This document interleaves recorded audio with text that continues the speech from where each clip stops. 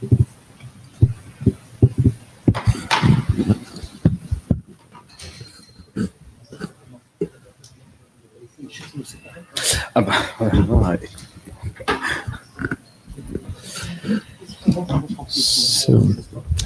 hello everyone.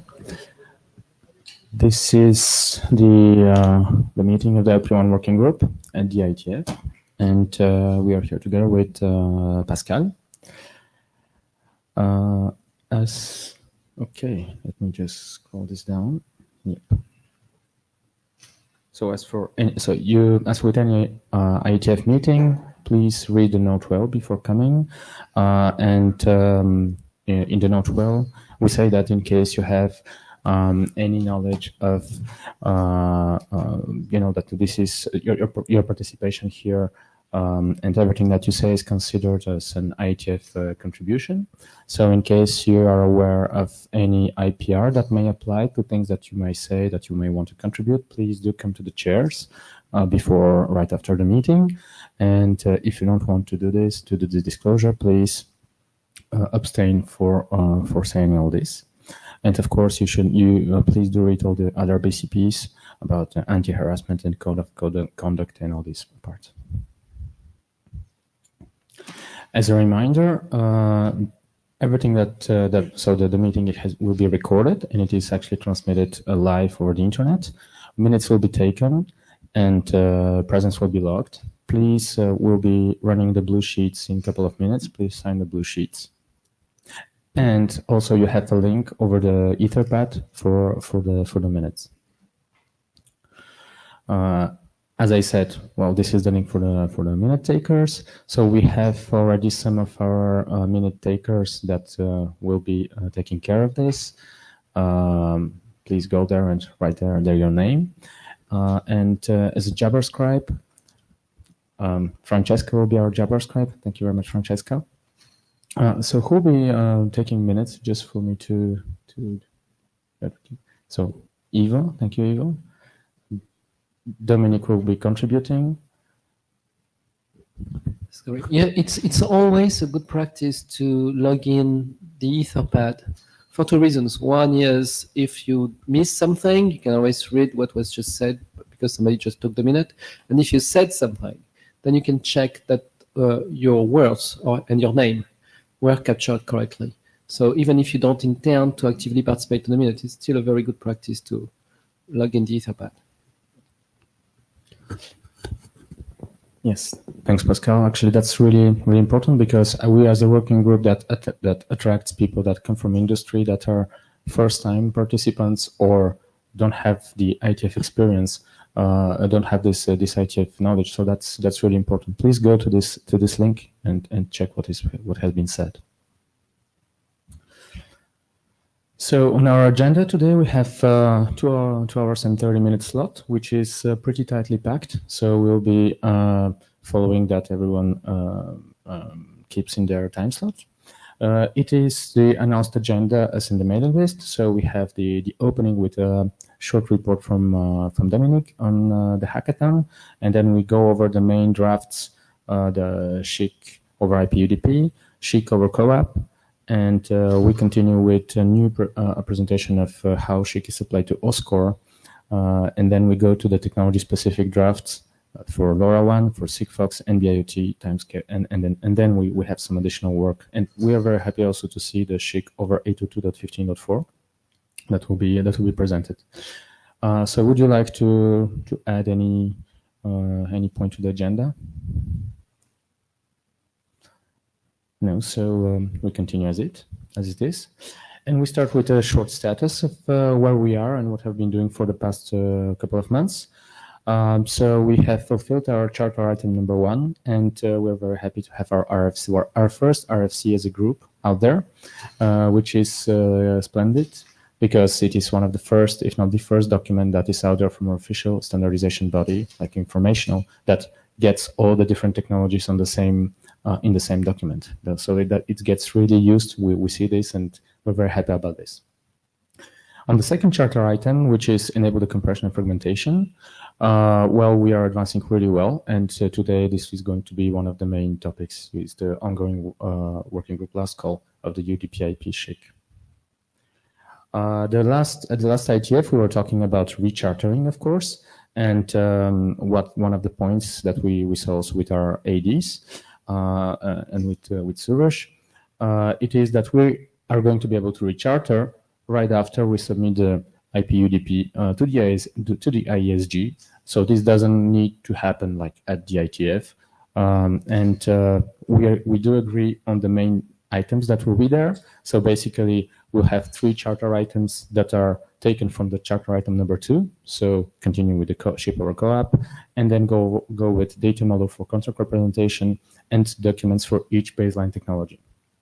And we identified also a new potential working item that actually comes from submissions of 2 drafts that were merged, and it's about enabling operation, administration, and maintenance of LPWAN devices. So, which includes also ping, delete, proxy, liveliness, and so forth.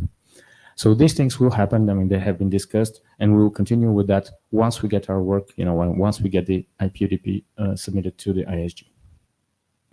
And these are the milestones that we have for the moment. We cleared out most of what we wanted to achieve, and today, as I said, we are going to be diving into IP UDP.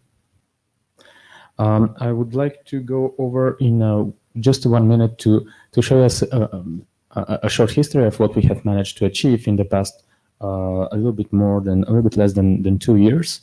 The first thing is that there have been successive hackathons for the past 4 IETFs, and they produced a really important open source implementation of SHIC. So that's really something really important also at the scale of the IETF. And also there have been really regular meetings, virtual interims, so around 5 or 6 between each IETF. So in case you have been there, thank you very much. And in case you did not actually participate in any of these virtual interims, please try to follow it. It's over the WebEx, and there is really very good work happening there. And as I said, we have our first RFC, 8376. So congrats to the authors. And with this, we are giving the hand to Dominique for a short presentation to tell us what happened at the last hackathon.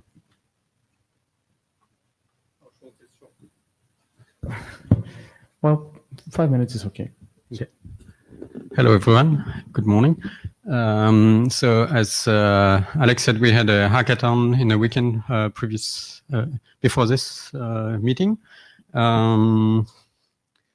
So the long-term plan on those hackathons is to provide an open source implementation of SHIC that allows newcomers to try it out, and then after that maybe go and implement their own, but at least provide something for people to play with, provide a reference. And also, to me, it's very important to be able to debug the draft. Our understanding of the draft and implementing it is a good way, and we had yet another case this weekend of something that happened during the implementation. So get feedback on the draft. So if you haven't attended the hackathon and you think, hey, I'm not a developer, that's not for me, don't be shy. It's actually good to come and just read the draft and discuss about the algorithm, and we learn a lot. We benefit from that as well. So please do come. And so our goal for this one was to advance the state of the code to reflect the last version of the draft. And we also had a second goal, which was to merge several pieces, but we haven't achieved that this time. So what got done, apart from having the soccer game being displayed on a huge screen in the back of the room, which kind of distracted the focus. So we had 2 newcomers come, and actually one maybe sitting in this room, maybe not, just came and said, "Hey, this looks cool. Your little devices on the desk. What are you doing?" And so he had no idea what SHIC was, what LPWAN was. He was from a totally different environment. And he said, "Yeah, that looks cool. Can I sit and play with you?" And we said, "Yes." I must say, to start with, I said, I'm going to spend quite a lot of time educating this guy. But but in fact, he was very good. And he learned very quickly, provided feedback, and then he started coding and provided very good expertise. So that was a well-spent, half hour or hour. Okay, then we updated the seasoned contributors. We always have the same half dozen contributors on the recent draft advances, because not everybody has followed the very last updates. And overall, we got a dozen notes for draft improvement, mostly editorial. This is not well explained, and one functional, which I'm going to talk about later in the other presentation. So we updated our code, the fragmentation code. We still have 2 repositories. We'll do better next time. And we also improved the network side implementation of the compression Python version, and the repos are shown here. Lessons learned, we knew already from last time that it takes a lot of time to get started with the embedded devices, the LoRa gateway. We try to have a live network running. And so several suggested that we set up MicroPython environment on computers so that people who don't have the devices, there was one guy sitting in Japan working with us. Obviously, he was not in range within our gateway. And so that could be a good starting point to bridge the gap between Python 3 on a computer, full-fledged Python, and the PyCom, the devices. So in between, there's this MicroPython for Linux that pretty much anybody can set on his or her computer. So that's something we've got to think about for next time. Make sure we have this range of free solutions, and we manage our code based on those free platforms. So this is a list of participants, 2 first-timers at IETF, any hackathon. This guy, Kylie, first time at the hackathon for LP1, and Soichi, remote from Japan. So thanks a lot to all. And of course, a few others among you popped in and talked a little bit. You may not be listed here, but your contributions are welcome too. And I think that's it. Thank you. So yes, for the next presentation. Yeah. So is it you're going to present together with Anna? Together with Anna. Okay. So we're switching the slides. And so here for everyone, you can go to data tracker, and then you have all the slides that we're using. So everything we're getting live. So you have access to the slides in the same time. So thank you. So hello everyone again. We're going to talk about this draft IPv6 UDP over SHIC, and as you may know, it has 2 parts. One is the SHIC generic compression mechanism, and the second part, which is by far the smallest, is the application of SHIC to UDP and IPv6. Okay, that's the agenda for today. So we kind of split the time in sections so we can keep track of time. So Anna is going to talk about what has happened since IETF101, the interim meetings and the versions we've published. What's coming up next? Ticket status. There was the last time Suresh mentioned that he wasn't able to track, where all these tickets had been resolved, in which version, etc. So we've gone through that exercise, and then I'm going to come back and talk about the single padding algorithm, which is a major, the single technical change we made since 101.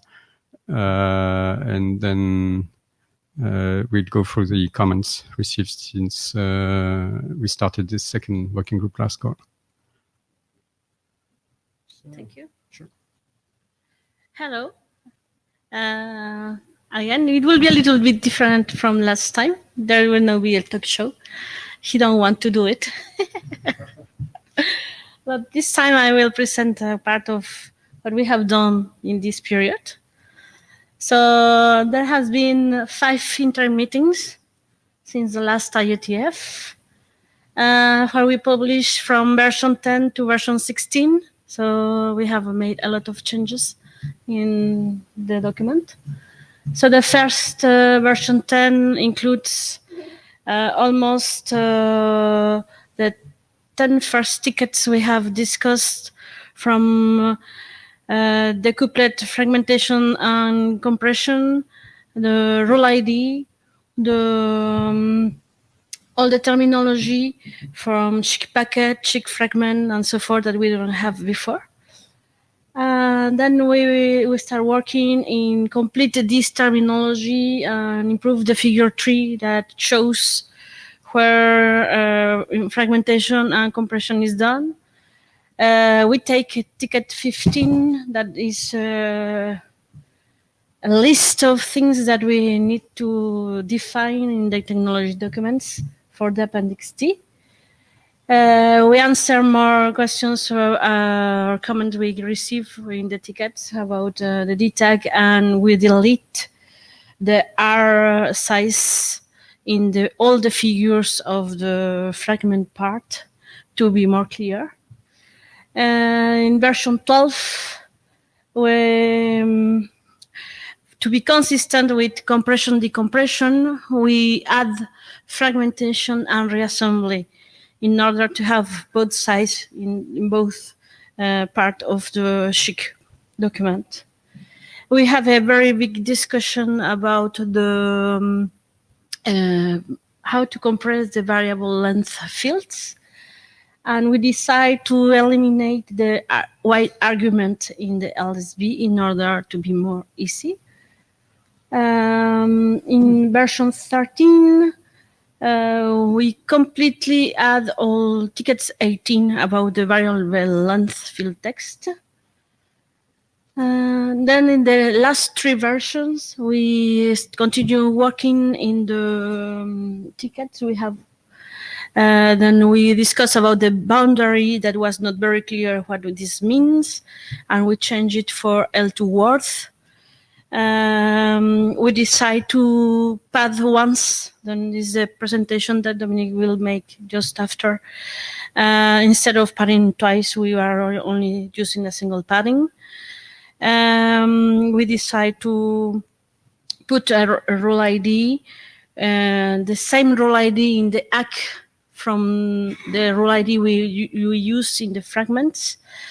We change the UDP checksum, thanks to Pascal for this input, in order to get a best MIC and UDP checksum compression. We fix some inputs we get from the mailing list of the state machine of ACK always, and we'll leave, even if Dominique was not agree, the C bit without explanation. So he put a bomb. In the last interim meeting, we run the second last call for this draft that we hope we can close today, but we will see. We think we received the comments from Pascal, and we presented in the last interim, and we have received most comments from the mailing list that we will present today after these slides. Yes. If I may say, I see that Charlie is not here. No. We have Juan Carlos here. I understand from private conversation with both of them that they did not fully complete their review in time, and that can be very understandable because the IETF loads you a lot the weeks before the IETF, pretty much.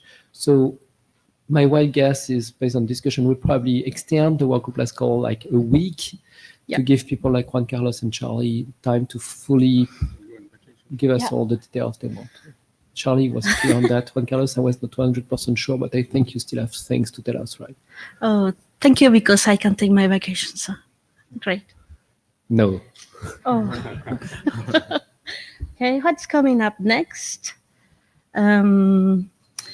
So we will not close the second last call, as you have here just now. We have to process the comments we received from Pascal, Lars, Soichi, Charlie, Juan Carlos, that we will present. And we hope we can publish version 17 as soon as possible after my vacations. And we can publish the draft to the ISC. This is Anna. Okay, ticket status. You can follow the tickets in the track. They are all closed. I put all that pertain to this draft. You have also put there. Okay. No, I mean, they are all closed. All those who pertain to this draft are closed. But if you go to all tickets, the first link, that's all the tickets for the working group. Yeah. Okay. Yeah, in the track there are all and there are only one for co-op draft, and the others are for IP. So here are the tickets number. But what I want to say is that in each ticket, before I close it, I put the section in the draft that talks about this, how we solve this ticket. So if we have some time, we can comment. I think you have some slides about the tickets at the end of the presentation. Yeah, if you're interested in following the tickets, what happened, which version were they implemented at the back of the presentation, I don't think we're going to have time to go through that. We have a full table with the 29 tickets, version blah, first appeared, section blah, blah, blah. And so if you're worried that we may have, missed a ticket, then you can track where it went and see if the outcome is appropriate. And Fabulous. So we may have new tickets to be opened today as following the comments. Okay. We're on time. Single padding. So again, this is the only technical change since the last IETF meeting. So I wanted to explain to you what happened. This was extensively discussed at the interim meeting, but I understand that everybody is on the interim meetings. So the idea was floated actually by Laurent, I remember, at one of the interim meetings. He said, hey, you know what, I think we could make it work with single padding. And so this got me excited and say, oh, I'm going to look into that. And we had a little meeting between us. And then I presented the proposal, said, yeah, I think it works, proposed that the next interim meeting, then a mail went out to the mailing list asking for opinions. And we got 6 positive responses, no objection. So at the next interim meeting again, we decided to integrate that proposal. So we made a change to SHIC, mostly fragmentation, as a result of that. So I understand it was not needed, but I think it's better, and I'm going to show you why it's better. So it first appeared in Dash 14 in end of June. So what is it about? Oops. Yeah. Before that, so until version Dash 14, this is how it worked. How do I get the pointer?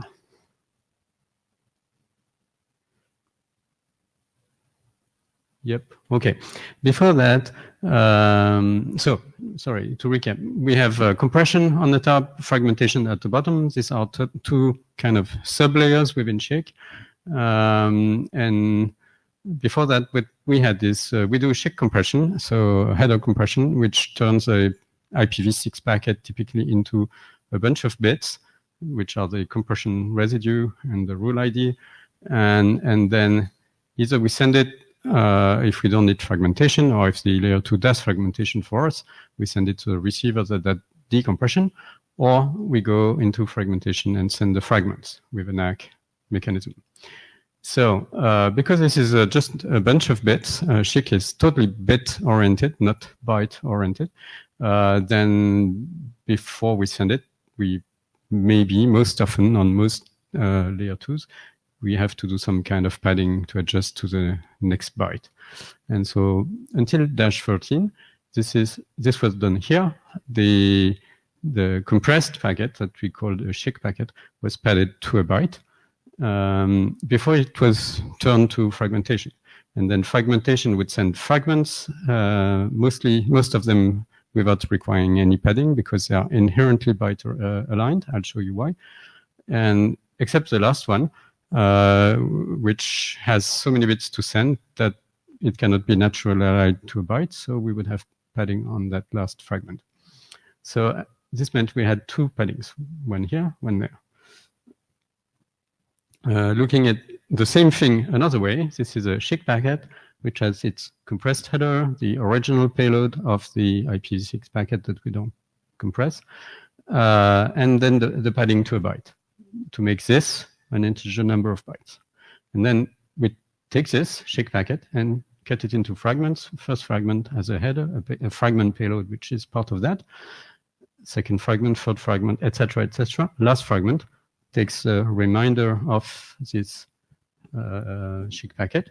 And because this one is not byte aligned, it would be aligned to a byte with padding to second padding. So this is only in the case we do need padding, I must say. This is entirely optional, but if we do need padding, we would do padding twice. So we would add at most 7 extra bits here for byte-oriented technologies, and at most 7 extra bits. So overall, at most 14 extra bits. So you may wonder, why is this inherently aligned to bytes? Why don't I need padding here? And this has been often raised as a question either at the hackathon or on mailing list. People would usually do padding here because they didn't quite understand the way this works. So fragment header is a bunch of bits. It's a weird number of bits, a weird size, not byte aligned, nothing. So what we mandate in the draft is that as a payload for that fragment, you take from what you have to fragment, you take a number of bits that is also a weird number. It's actually complementarily weird, such that overall it's a multiple of bytes. So conceptually it's easy. Yeah, it involves a little bit of shifting to get that number of bits out. But all the fragments, but the last one, are naturally aligned to bytes by this mechanism. So this is, again, the sending part, and this was until -14, the receiving part. And so here, reassembly gets all the fragments, puts them back into a reassembly buffer. Yeah. And then what happens to the extra bits, P2? Well, because it was known that the SHIC packet originally was byte-oriented, then those extra bits could be removed just because they dangle off the end of the last byte. And so that's a byte trimming stuff. And then things go up into decompression, and extra here, the SHIC decompressor works out from left to right, rule ID, picks up the bits that it needs in the compressed header and rebuilds the packet, and then extra bits are dropped. So naturally the padding disappears here. So what we've proposed is save this 7 bits, so go from up to 14 bits to up to 7 bits. And actually you only need padding when you send things over the layer 2. So we don't need padding here, but only on the horizontal lines. So what we've said is we get this SHIC packet, which is a bunch of bits. And if we transmit it here, we pad it. If not, we just give it to fragmentation. And again, here the fragments go over the L2, and the last one is padded as needed. So about the same diagram, except this time the last fragments end here. We only pad if we send without fragmentation. If we fragment, we pad the last fragment, but we don't fragment pad 1 actually into the last fragment. So now the question, which is a bit tricky to understand is how do this padding get removed? And so what we're saying is that at decompression, anything that's left in the buffer once the packet has been decompressed is dropped anyway. We don't care whether it's pad 1 or pad 2. It works the same way. If it's extra, it gets dropped naturally when you decompress the packet.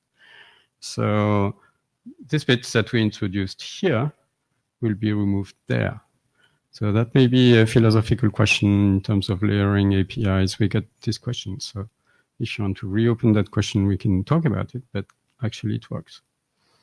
So again, we decided we would implement that. And so it's in the text and it's being implemented at the hackathon. Okay, I think yeah, I'm ahead of schedule. Any question on that?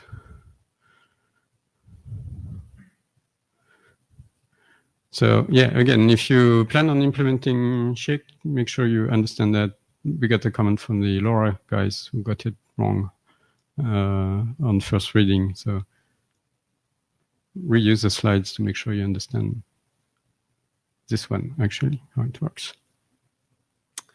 Okay. Yeah, you do that part? Okay.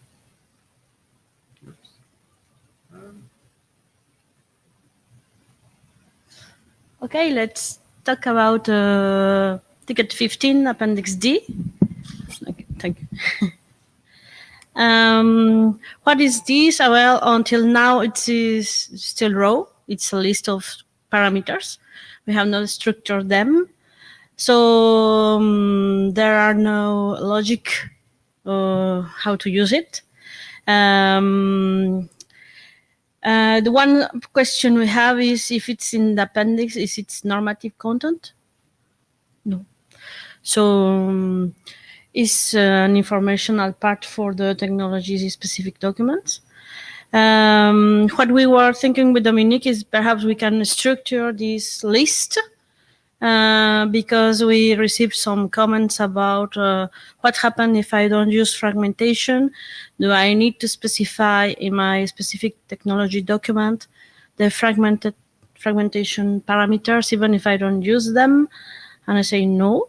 Normally it's a list, so if you don't use it, you don't specify it. So in order to perhaps give more clarity to this list, we can structure it in the use case, in mapping architecture elements, layer 2 integrity checking, role ID numbering on format, the L2 word type, if it's bits, bytes, or something else, and all the fragmentation parameters part. But again, I don't know if this will help or not. It's a question. If you want that we structure this row list, or we leave it as it is.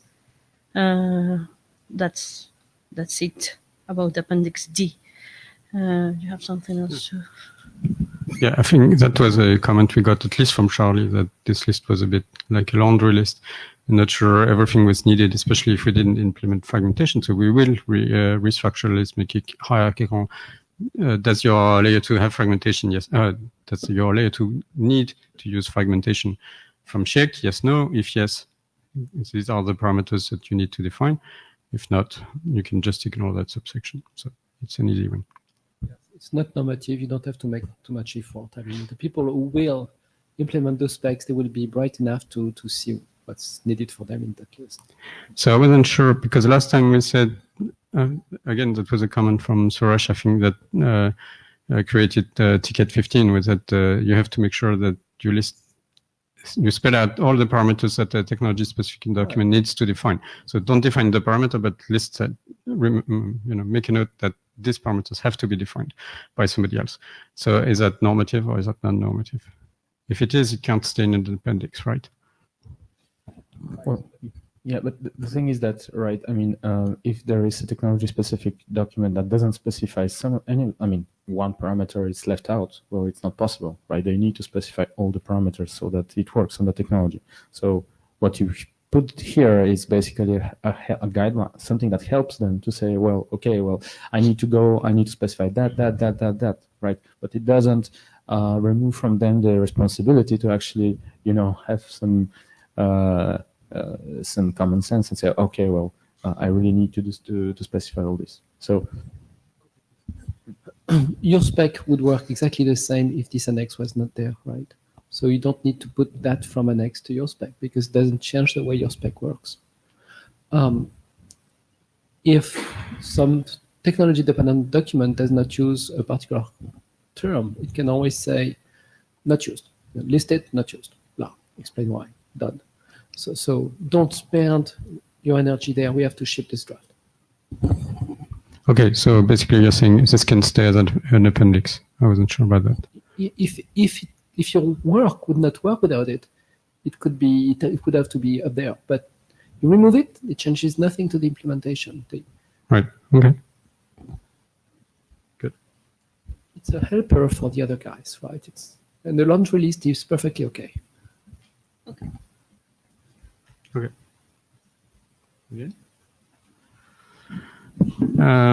So yeah, since working group last call number 2, we got quite a lot of comments. Some of them late last night, but we had an early warning anyway.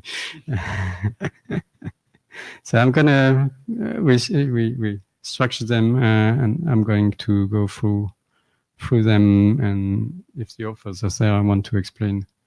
You're welcome to jump in. So we got a comment from Lars about the way we compress IPv6 traffic class field. So it's not about the generic shake mechanism. This one is specifically about the section that says how UDP and IPv6 are compressed using shake. And so right now we said traffic class will be ignored and reconstructed from a constant on the other side. And Lars said this is what traffic class is the field where ECN bits are stored. It's overwritten with ECN bits. And so if you use the ignore matching operator, you'll bleach them out. That was his expression. So you'll make the ECN bits disappear. So yeah, in principle, this is a good point. It's right. But the question was then, the kind of devices we're talking about on LP1, do they actually need the ECN bits? Are they sensitive to them? As far as we know, no layer 4 that we use in the LP1 space uses ECN. So I don't think we miss a lot by ignoring the ECN bits. But in any case, if we had to take ECN bits into account, then yeah, we should either transmit the traffic class field in full, or we could compress that field because these bits are on the LSB side. So we could transmit only the LSB bits. Does that make sense? As long as you provide a way for the guy who will need it one day to transport it, so you don't force that the matching operator is ignored, but you also say, hey, you can use this alternate matching operator if it makes sense for you, right? You're okay, because people won't use it, but at least it's possible. Right. So what do we do? Do we change the draft to say if you want to use this you do this, or we rely on somebody else to do something differently? Well, the point is right now we are doing IP UDP, so we could get the ECN bit in, but we could not reflect it out because we don't have a transport that carries it, right? And so unless CoAP later carries the ECN at the CoAP layer, it's not transported. We don't have TCP, right? But in the future, if you do TCP, then you will have to make sure that you can, if you wish, transport the ECN bit. So we have a section that says how we compress IPv6. So well, since 6LoWPAN is like that, right? We have this the TOS bits, and you have various ways of, depending on some settings, you say, oh, I elide it completely, or I put it totally in the clear. Since we won't be using it, we don't have to be too good at compressing it. Yes, Antotin. So we have a toolbox to do compression, and it works with the toolbox. Then we have example how to compress IPv6 UDP, and we cannot go on all the cases. So maybe it's just to add things that say, okay, you can send the ECN with LSB in that section, but that's all. If we do not mandate ignore, we are all set. You said example. I'm not too sure. That at least two parts in that draft. One is a generic SHIC mechanism. The other one is UDP IPv6 compression with SHIC.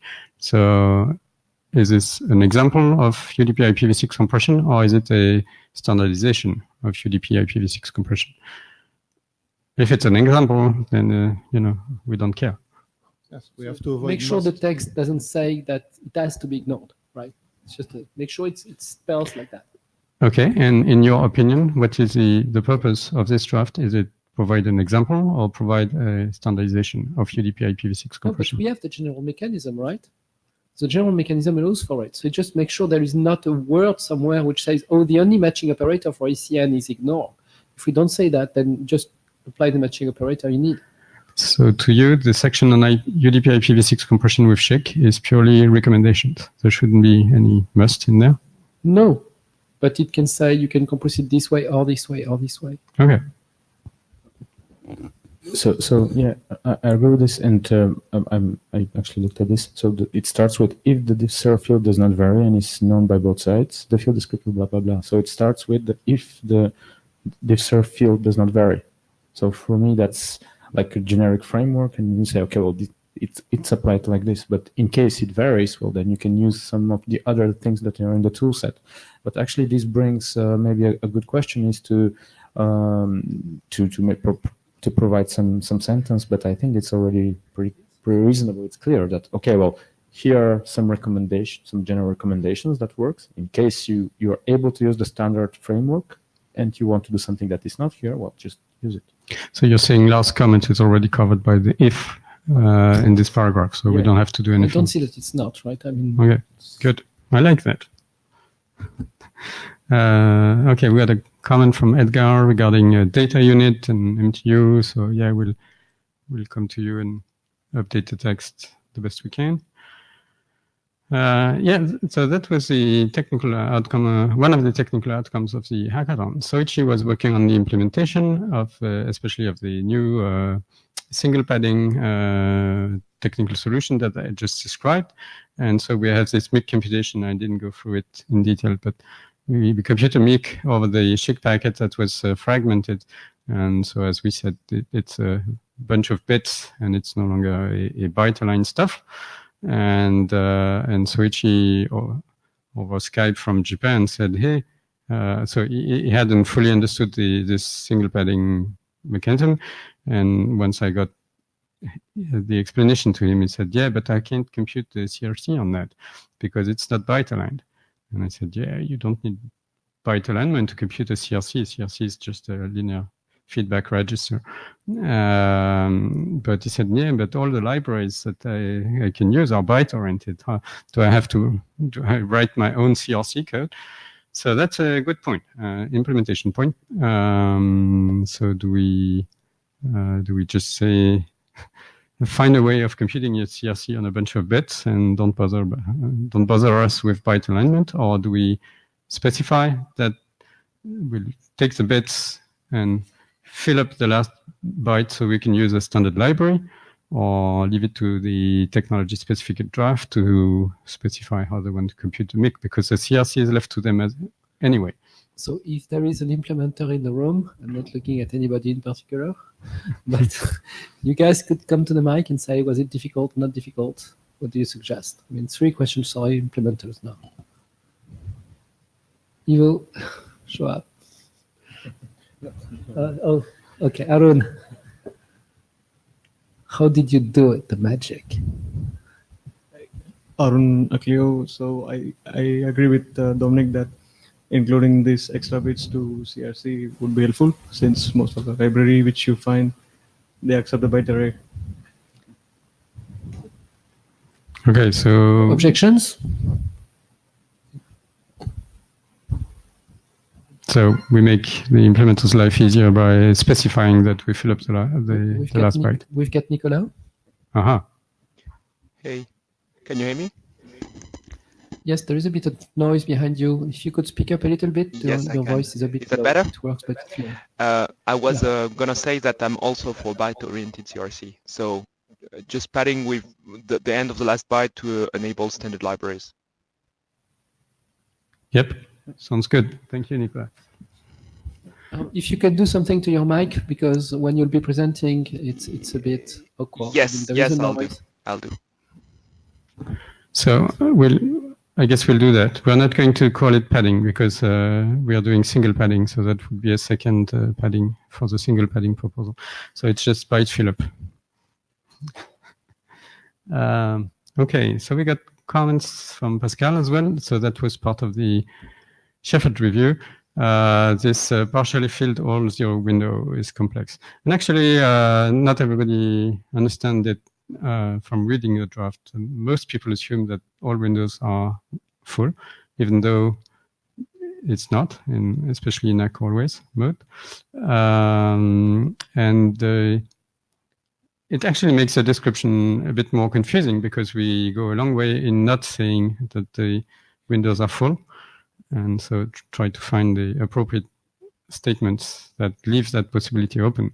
Whereas anyway, 90% of the readers jump into the assumption.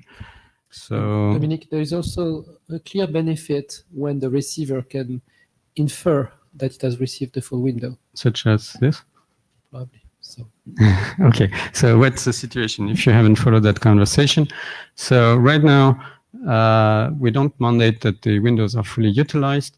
So let's suppose we have window number 0, which starts sending fragments with FCN decrementing.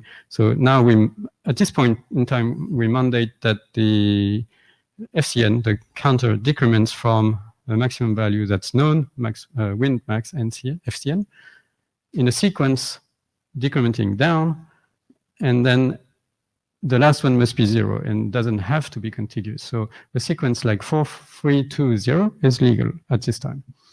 And so the issue is if FCN number 2 gets lost, the way the mechanism is described today is that because of the 0 here, the receiver will send an ACK with a bitmap telling the sender what fragments it has received.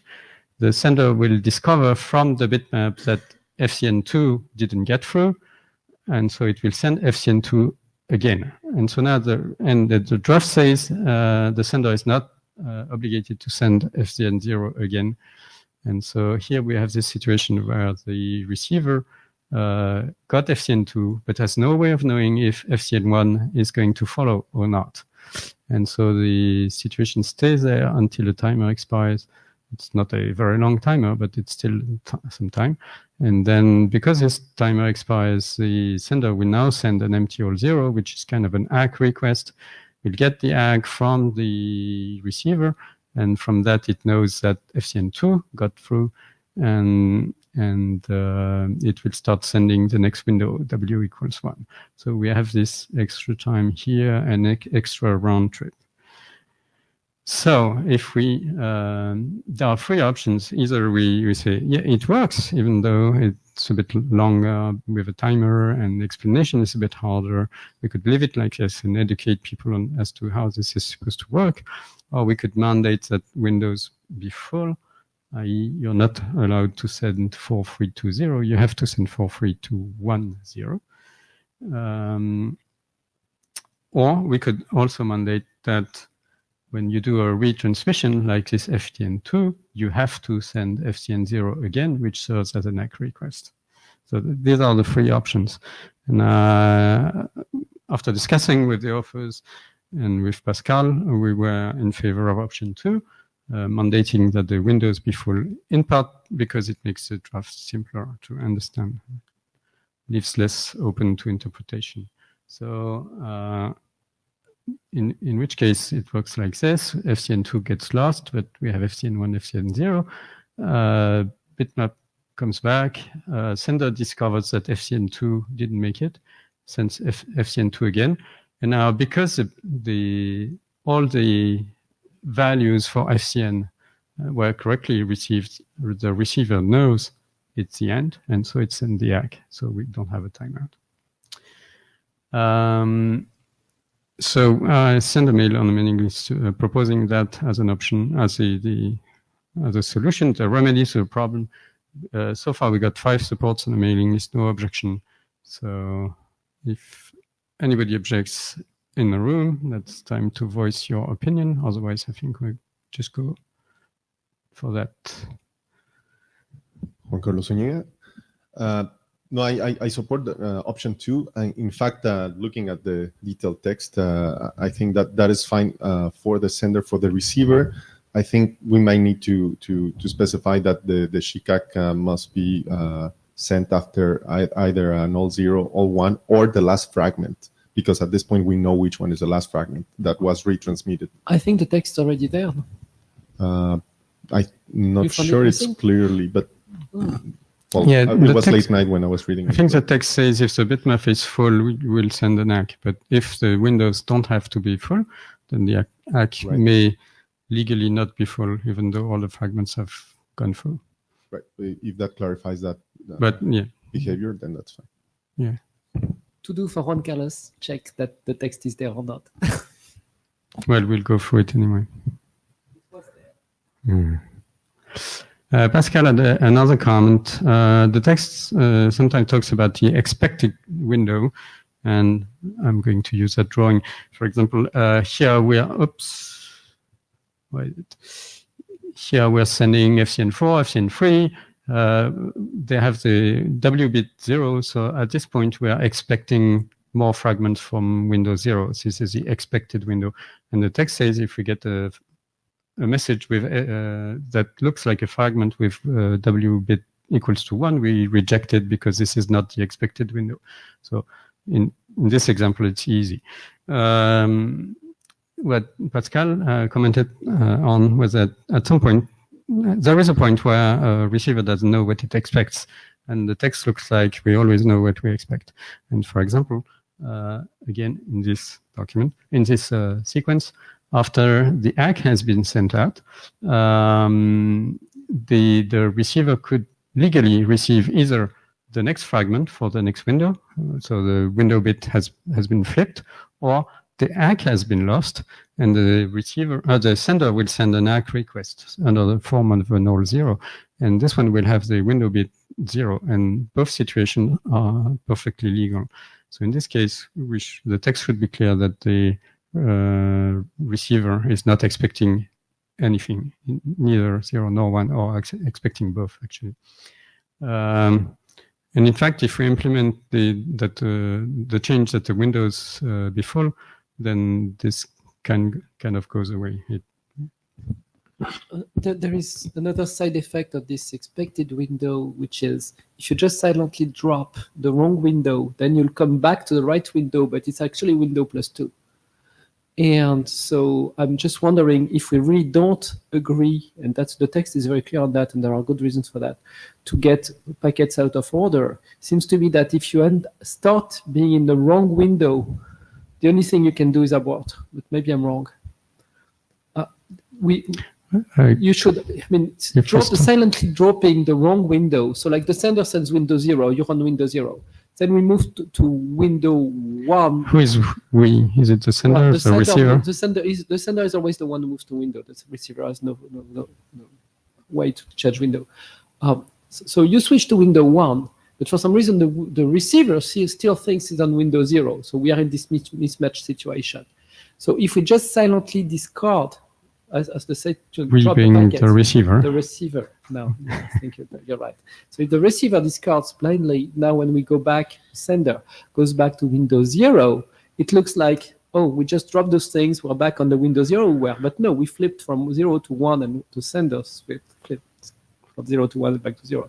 Meaning we're completely out of sync. So the only thing that can really be done is to, I think, if we get the wrong window, is not just to drop the packet, but probably to abort. But that's maybe, no, I'm wrong. Okay. Anna here, just one comment. What happens if we put the state machine in the text? Because I think the state machine is more clear than the text. And now the state machine is in an appendix that will not be taken part. I have a slide on that coming up next. But do that, we necessarily need to redo the work group last call. Basically, we almost agreed that it will be one more week. But basically, if you move text, this is like a key component, right? So if we say, oh, that becomes normative PS, that's our group as core thing. Okay, well, we'll discuss about it. But Okay, Laurent, to come back to your comment of aborting, I think it's very dangerous because if you have a queue where you have a delay and maybe you have a packet that stays in the queue because of a transmission error, you may receive twice the same thing. And so it's better to ignore it than cutting all the connections. So there is some very strange behavior sometimes. Let's look at the flows very carefully, because I think this rule that we can't receive things out of order, and because the sender is always the one which decides when the window is, if we are very clear on when we do not expect anything, right? And this was the mistake we're fixing here. If we know exactly when we can expect something and we know what that thing is, with the out of order rule, I don't think it's possible. It's not out of order. It's more a queuing mechanism in the even if there's a queuing, server. things arrive in the order that the sender sent them. But here you kill everything. So Yep. I'm not. But if you don't, I mean, you will start taking you will send. I mean, if it's a big thing with 5 windows, you will receive part of the first window, drop the second window because you're out of sync, accept the third window as the first one, and then the fourth, and then the fifth, and then you go to the make and you discover you're screwed. So we can go into details, but there is queue management in the network gateway, and maybe we can have some delay in what you are sending. Delay doesn't disorder. Yes, so that's what I say. So if you can prove me there is a valid disorder somewhere, I'm very scared. No, there is no disorder. But okay, so we should, when we expect a certain window, we should always have that window. And if that's true, and we are in a situation where it's not the case, something's broken. And you know what? We've been banging our heads on that for years now. I can remember a design session, was it in Dallas? We really, I would recommend, my feeling is that we should make this simpler so that we at least agree what works and what doesn't, and we don't need half an hour to just describe a potential issue. So the full windows is one thing. I think another one just dropped from my head. Anyway, icon error, in my opinion, is one dangerous situation where we create misalignment between the receiver and transmitter very easily. And the last comment that Anna mentioned is another one. Pascal, you had that comment as well, saying the text on fragmentation is still hard to parse. And I added the second line is mine, actually. I agree, there's many ifs, many otherwise, which you don't quite know what if they relate to, and many other hands. Which have nothing to do there. And also maze. Okay. So this text is hard to read. I totally agree. I would be in favor of using pseudocode so that with, parentheses, braces, so you know what if otherwise relates to, etc. And when I told that to Laurent, he said, yeah, that's the very reason why we drew state machines, because we were banging our heads on the text and couldn't make a sense of it. So we drew the state machine. So this is what is in appendix. And this is a formal description of the algorithm, except right now it's non-normative, it's an appendix, and the text is normative and the text is hard to read. So hence Anna's proposal that she disclosed before my slide, which is why don't we make this normative? And the text being a readout, an illustration of this. There's no reason why not, just that we have to relaunch the group Lascar. Do we want a good document or do we want a quick document? I think it makes the document much better. So if you ask me, yes, I'm all for it. Then why I discover your slide, sorry, is because here, when you are in wait next window, if it's not expected, you abort. Well, yeah. It's more clear. I answered your question there. Yes, exactly. I see it. So I don't need any sentence to write. It's there. It's there. So, right. But the current text says you drop. So it's not, the text is not consistent with that. This is what should be done. Carlos Gomez. So yeah, I would advocate for whatever form we find to better express the content we want to deliver. However, I agree that we need to be careful in the sense that people have been reviewing the draft since as long ago as 05, I think. And basically, the reviews have been on the text of fragmentation. So we may need to make sure, if we want to use state machines as normative content, that there are no like hidden surprises. And also something else is whether the state machines by themselves are like contained, let's say, or then we need some text that describes the state machines, which is new text and so on. So I hope we don't have convergent issues here. This is why I said we have to reopen the workgroup last call. And even if we say it's just for the fragmentation piece, I mean, we are not asking you to review Chic again, but if we include that, we need people to match the text, find the mismatch, and erase the mismatch, fix that. Yes, and if I can second that, I think that we need to build a good standard and a good technology, and I think that having the state machines makes things more readable and more understandable. So in case we can open, we can have exactly like like reopen the last call, but saying people, okay, we've got people. You have reviewed the other parts of the text. This was the change, and there is the potentiality of some mismatch between what you have read in the text and what is here in the state machine. Even though I actually, I would be supposing, I would imagine that most of the people that actually did already review the text. They actually also reviewed the state machine. So I would imagine that the load on the reviewers will not be that great in that aspect.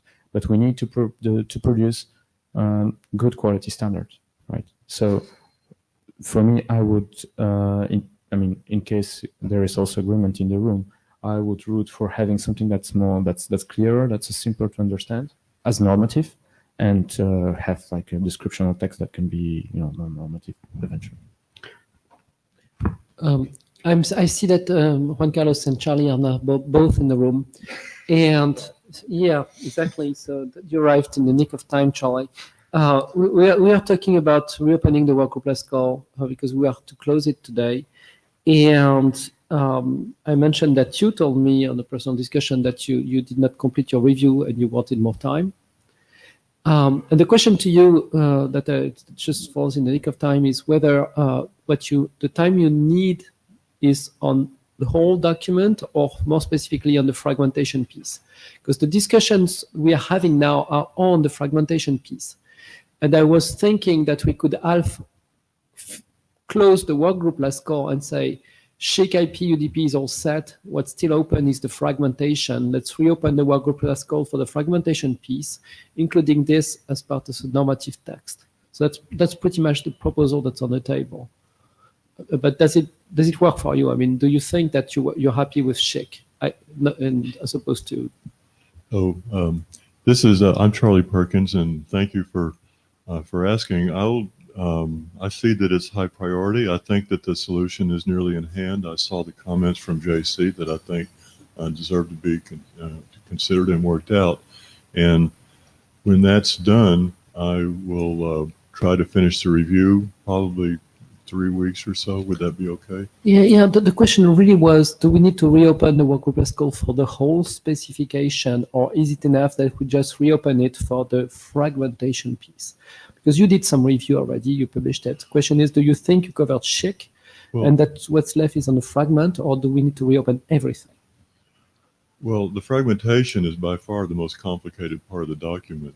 So once that's worked out, the rest will proceed pretty naturally. The comments that I've made about the compression, decompression, I think are fairly easily resolved. And then I think that the examples in the appendix should be proofread, but that's a lot of reading, a lot of pages. So the question is, how close of a review do you want?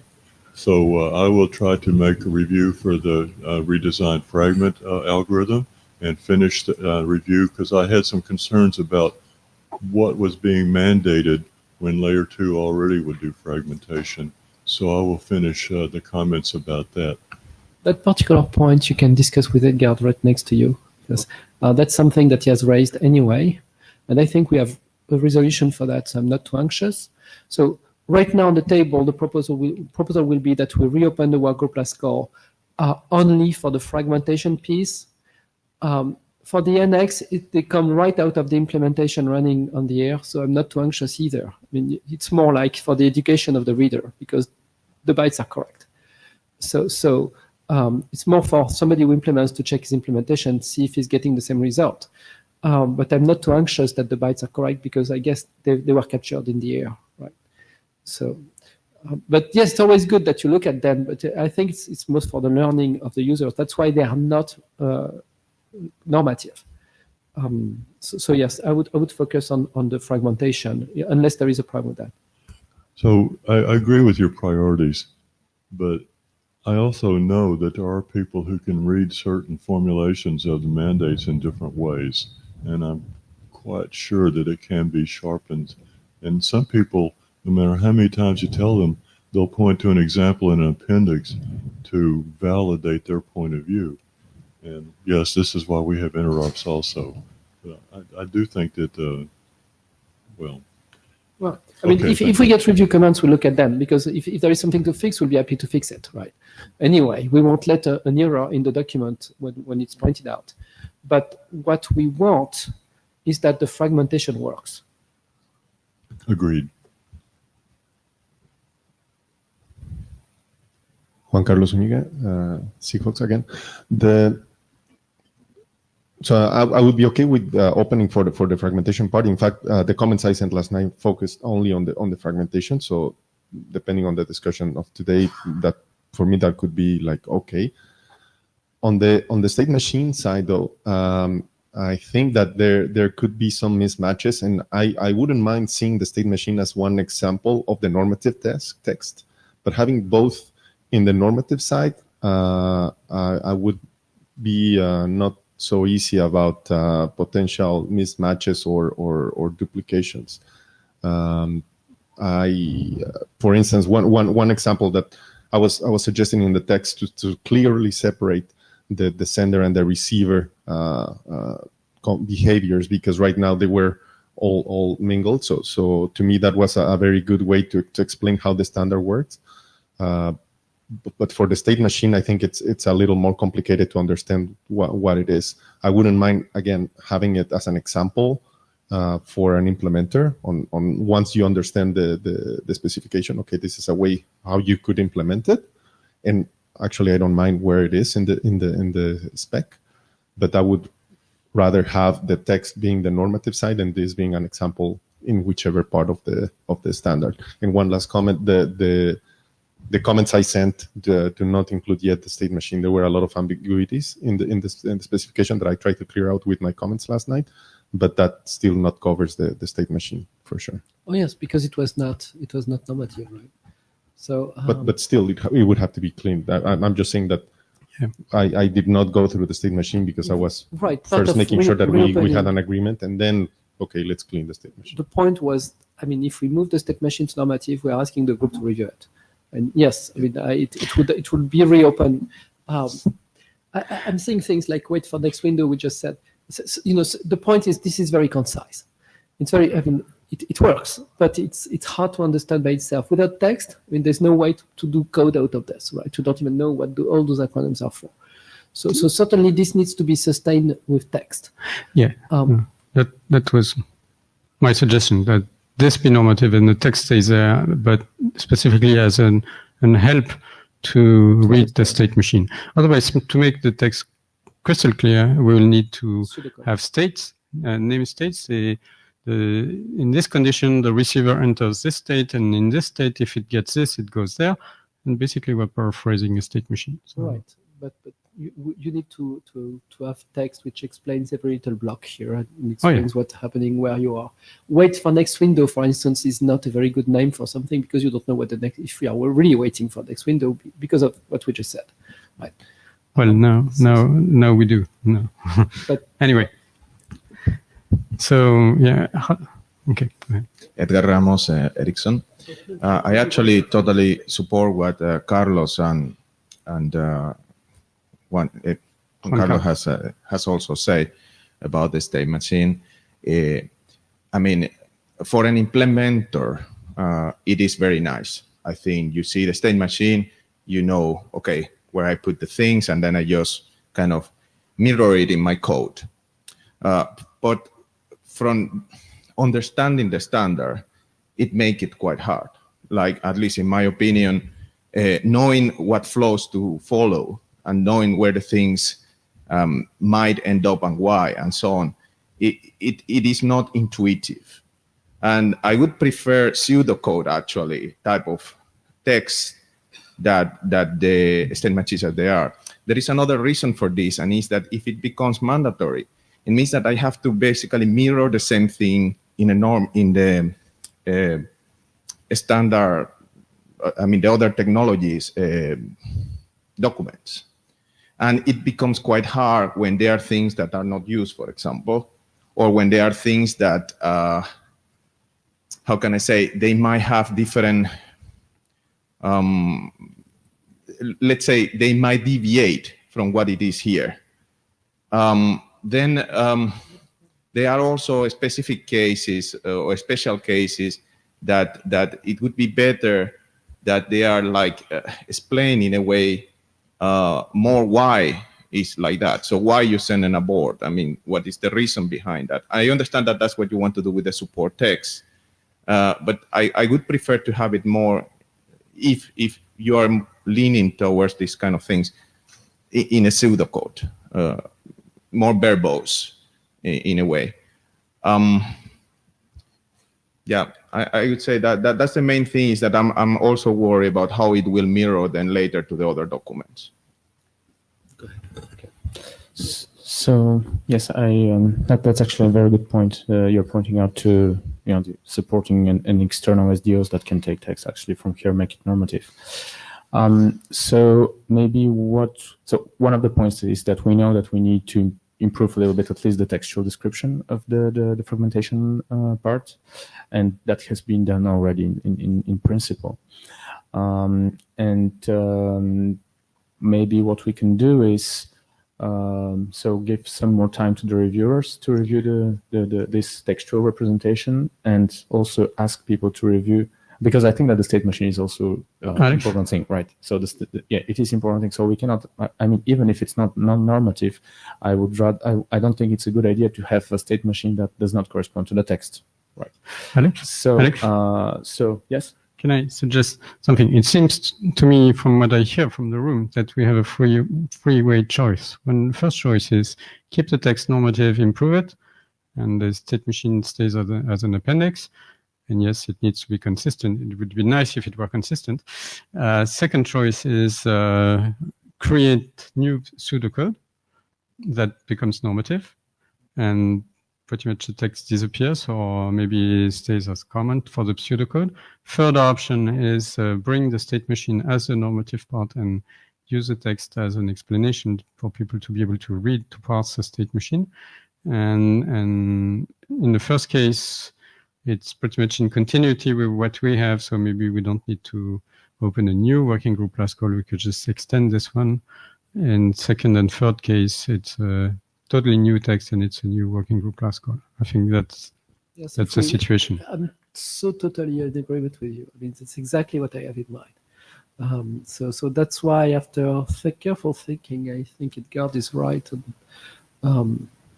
Basically, if we extend the work group last call and thinking about what Juan Carlos told us, we need to ask people, when you review this text, please have this damn thing in front of you and check that what you're reading matches that. So if it does not, then that's an indication that maybe the text has something wrong or something, and then we fix the text. So the text stays the normative piece, but at least we've the review is really to look at that text in front of that funny state machine. But we don't go through 3 or 4 months of re-editing everything based on that. Yeah, Juan Carlos Zúñiga again. Yes, in fact, I would agree what you just said. I would extend it to saying maybe the text is wrong, or maybe the state machine is wrong. because that could also be the case. I would actually go for option 1. To me, that doesn't mean that we don't have to clean the state machine. We still have to look at it. Again, my point was, regardless where it is, it's not because it's in an annex, it will be wrong, because it still will be would create a lot of confusion in the specification. So I'm all for reviewing it, and to me the best way is just to make sure that the text is clean, and then the state machine supports the text. That would be my preferred option. And again, I think that's also time-wise perhaps the most convenient one. Carlos Gomez. So yeah, I think my first choice would also be option 1 for the same reasons. Okay, so since we are not changing anything, there is no confirmation to do on the mailing list, right? We're just proceeding like we are. We'll just extend the workgroup last call, which is something we wanted to, but and we'll word it very carefully that the extension applies only to the fragmentation, and that part of doing that review includes validating that what you're reading fits the final state machine appendix, and that's what to do for the chairs. Works not? Works? Okay, well, yeah, my favor was different, but anyway. Well, voice it. Yeah, I told it. I'm for moving the state machine in as normative. So version 3, I guess. Version 3, yeah. Because it's there already, so it's less editing than inventing the new pseudocode. Okay. Because to me, making the text crystal clear is kind of writing pseudocode. We'll have to name the states and in the text currently and say if receiver is in that state and it receives this, then it does that. So basically paraphrasing the state machine. So yeah. But, you know. Anybody else? But I think, as Ron Carlos said, it's everybody has its own sensitivity to text, drawings, and I know I'm very drawing-based, not much text-based. Francesca? From the Jabber, Abdul Salam says, agree making it normative, but if not, take it out totally, the state machine. Oof. Yeah, that's his opinion, right? Okay. I'd like to do the hum game. So because we don't get many voices here, we get 2, 3, 4. So please, guys, let's hum. So people who want to go for options 1, please. Sorry, Juan Carlos, I think it would be worth just making sure that everyone understands what is option 1, 2, and 3. I guess you will go for the 3, right? Okay, so Mr. Option. Okay, 1 is improve the current text, and the text stays normative. The appendix, the drawing in the appendix is illustrative. And yes, we try to make it consistent. And the workgroup last call is about asking the people to validate that what they're reading fits that. Right. So that's option 1. Option 2 is write new pseudocode to describe the algorithm. So totally new text that looks like code. And option 3 is move that drawing from the appendix into the normative section and make it clear that the text that goes with it is just a way to help people read the state machine, but the state machine is a reference. Okay, so hum. Am I allowed to use the mic when I hum? So, okay. Yeah. I want to clear something out before actually we do the humming. I get the impression that you believe that if we go with option 1, we will still need to write a pseudocode type of text. Yeah, because we want this text to be clear, and to me, such a thing which has all this intrication, all these loopbacks, all these states. The only way you make it clear to me as an engineer, with my mindset, is to name those states, because otherwise we end up, the otherwise on the other hand that we have currently in the text. We never know what they refer to. I'm following if, and then the text says else. But what are we talking about? Is it this else or this else or that text, else? The text is not very. I pointed that in my review as well. I agree. So it has to. There must be some restructuring, right? And so either we do indentation, to know what if the else refers to, or we name the states. This is state A, B, C. And when I'm in state C, if I get this, I do that. If I'm in state C and I get this, I do that.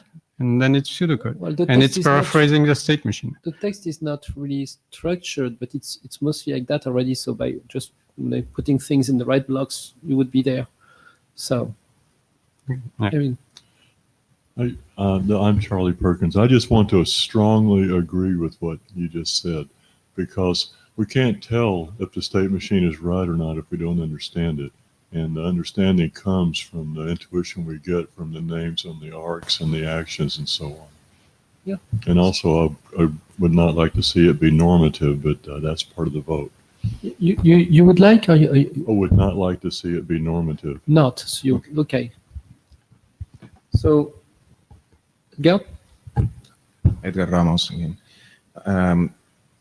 I have exactly similar concern. I think basically, I mean, saying that you cannot put this in if else. I understand that make it very lot of text, I say like that, and then you have to consider what happened when you put an if. So you have to have the else, or you have to have what happened after that if, and so on.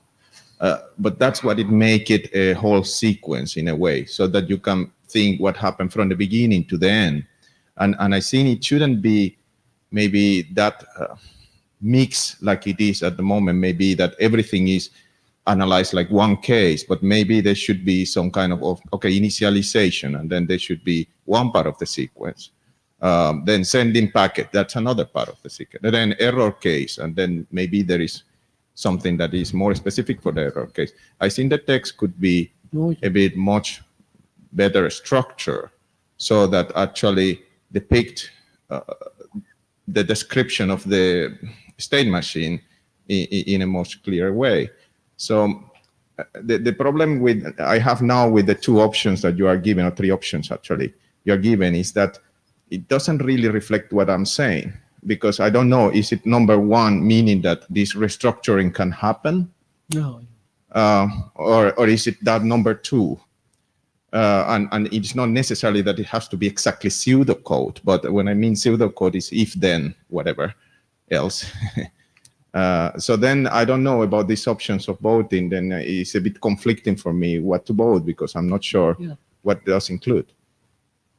Yeah, in my mind, I mean, if you want to be able to track this with the text, and the text should be structured like a section per state or something like that. And then in that state, you explore all the branches that start from there, and there's text for it. That's how I see it. If you don't do that, there's no way to match one with the other. So from the Jabber, Patrick says, if the text is to be normative, it must be correct and unambiguous. Therefore, the state machine is not necessary nor warranted. Okay. Juan Carlos? Yeah, Juan Carlos Zúñiga. Just responding quickly to Edgar, a lot of the comments that I sent last night were structuring, actually, the text. It's, of course, moving left and right, but in fact, I was asking to put carriage returns and separate paragraphs so that it's clearly one action in one paragraph and not in a huge paragraph mixed between sender and receiver.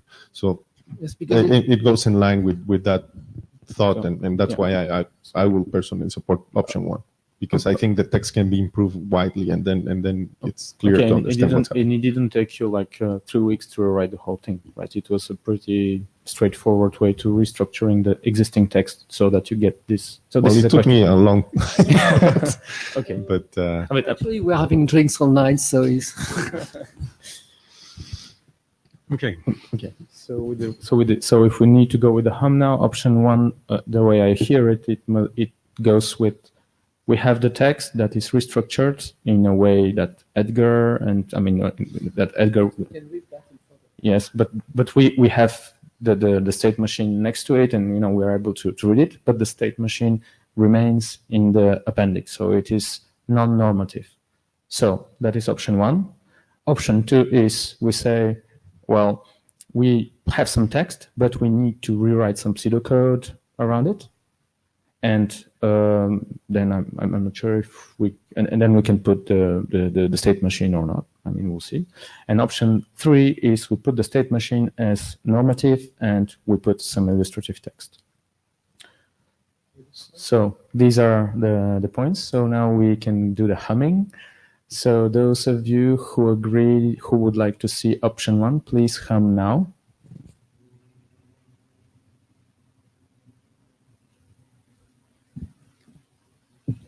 One more for option 1. Okay. Okay. We should do option 2. So option 2. And not match the poll. Options. One more for option 2. Oh, okay. Option 3.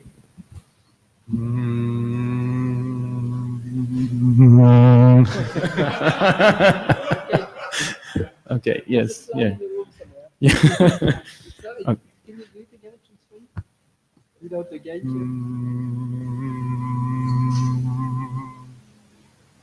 Oh, there is some support for option 3 as well. And so we have to take it into the Yeah.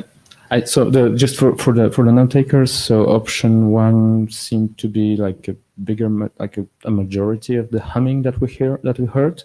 Option 2, one voice, so I mean no humming, and option 3, there was some support, but we need. I mean, but the hum was not. The hum was not. Sometimes they have. Do you care to show hands with the power?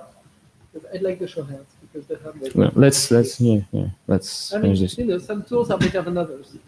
So please, let's do the show hands because and Francesca, raise as many things as you can, depending. Okay, so let's do the hands. Option 1.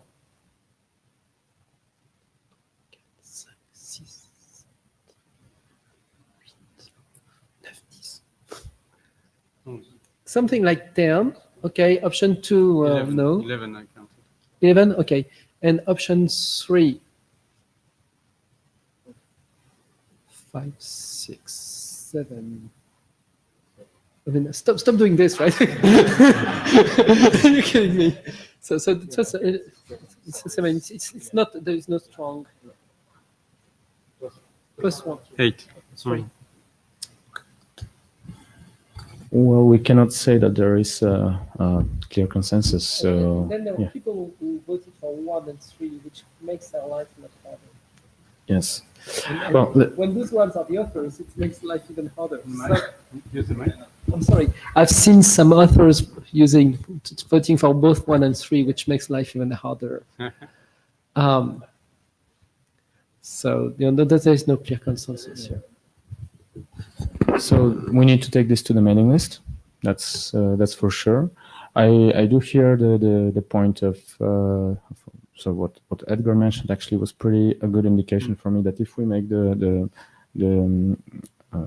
state machine normative, then that could pose some issues with other SDOs actually, getting adopting the technology.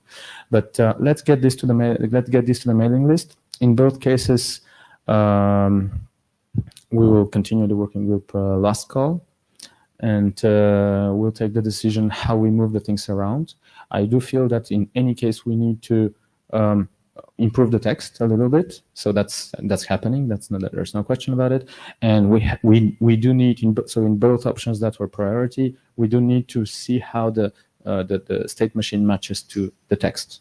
So the work remains generally the same, so people can start working on it, and then we can start a question on the mailing list. So please do answer, and I feel we'll have at least a week of discussions around this, have a vote on the mailing list, and then we'll take the decision how we see. I think that in both cases we can converge pretty rapidly, and we'll see just at what time we end the last call. Yes, I fully agree with Alex. I mean, most of the work that has to be done is actually exactly the same.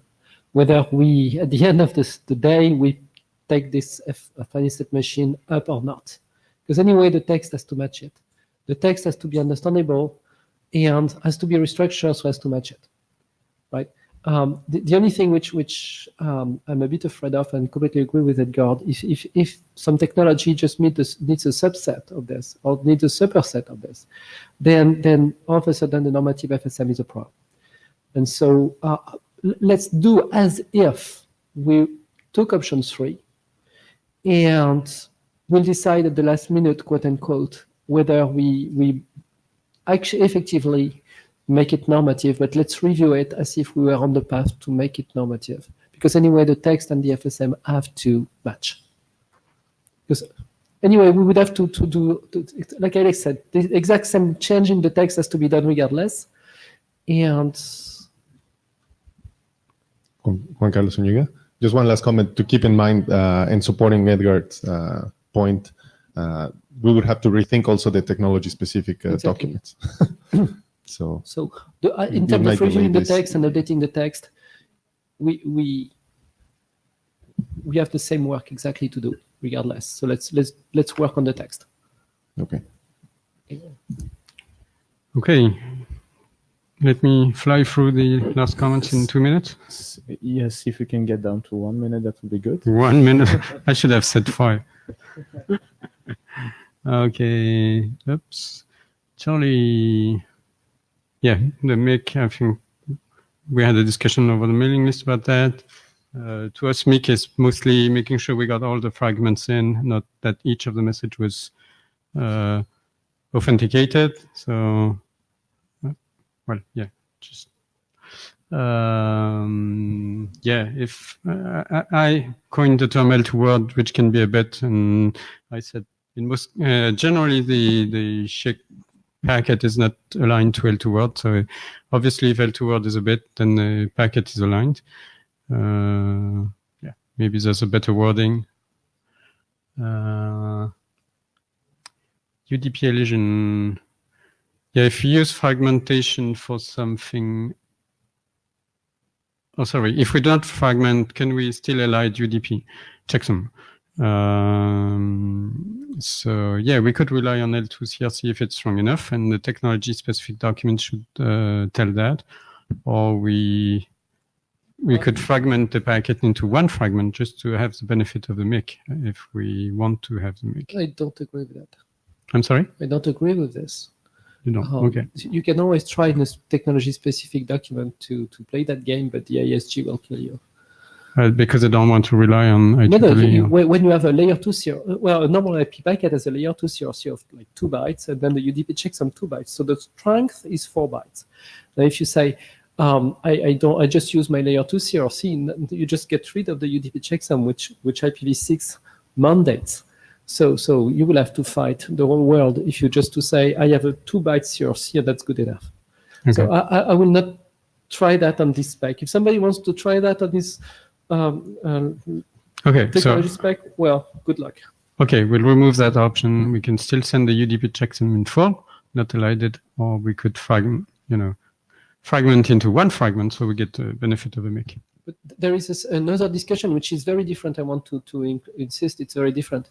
It's whether we can elide the UDP. Is it? No. Okay. Let me think that. Okay. Yeah, fragmentation. Yes, the question was whether we can avoid the MIC for when you have all those fragments, and that's a discussion with Juan Carlos that we can have on the mailing list. But it's not that discussion. Okay, so making sure people understand that fragmentation reassembly is optional. Yes, this is the intention. We'll try to make it better. And especially in Appendix D, as we said, as Anna said before you came in, it's currently just a laundry list and it's not structured. But yes, the first question should be, shall you use fragmentation or not? And if you don't, then you don't care defining the parameters for fragmentation. Well, we agree that Appendix C is very rough as it is right now. Target value type, I think we'll, I don't know if the chairs want to talk about it now or if we talk about it on the mailing list. Well, they don't know. Implication of out order computation, I think we'll discuss that as well on the mailing list. And Juan Carlos, you have your own slot to discuss this, so I'll just skip them. Is that okay? Is there one more that you don't? This one? Oh, yeah. So you suggested you want more than 1 bit for FCN, even in NOAC mode. Right now, the draft says n is equal to 1 in NOAC. So, well, yeah, that's mostly for alignment purposes, I understand, because when we talked in the corridor, you said you wanted to convey some information to the receivers as to how many fragments will be coming next. But now, especially in the old one, sorry. Yeah, now we don't convey that information at all because we start at maxwin FCN. Correct. And it ends up wherever it ends. So there's no information being conveyed. So. Yeah, so the case, Juan Carlos Zúñiga, would be if we don't indeed start with max win FCN as the start value, we would semantically convey information about the number of fragments, especially in the case that we transmit in the NOAC mode less than a window. So let's say that less than a full window, let's say. So yeah, not full window, meaning that let's say you have a window of 8 fragments, but you just want to transmit five fragments in NOAC mode, you would be able to convey that there are 5 fragments coming. You would like to the receiver. Yeah, I would like to send that information if we started not at max wind FCN as the starting. So value. that's 2 changes. One change would be n different being larger than 1, and the second change would be not starting at max wind FCN. And we need to think. For the last window. For the last window. Well, it's NOAC mode. There's no window. Well, yeah. So we'd need to think about the implications for the other modes, because now so yeah, we need time to discuss it. Okay, thank you. And again, if you want to look at the tickets where they were resolved in which version, it's in the back of the presentation. Okay, thanks. So we have some homework, but we're in good shape. Laurent,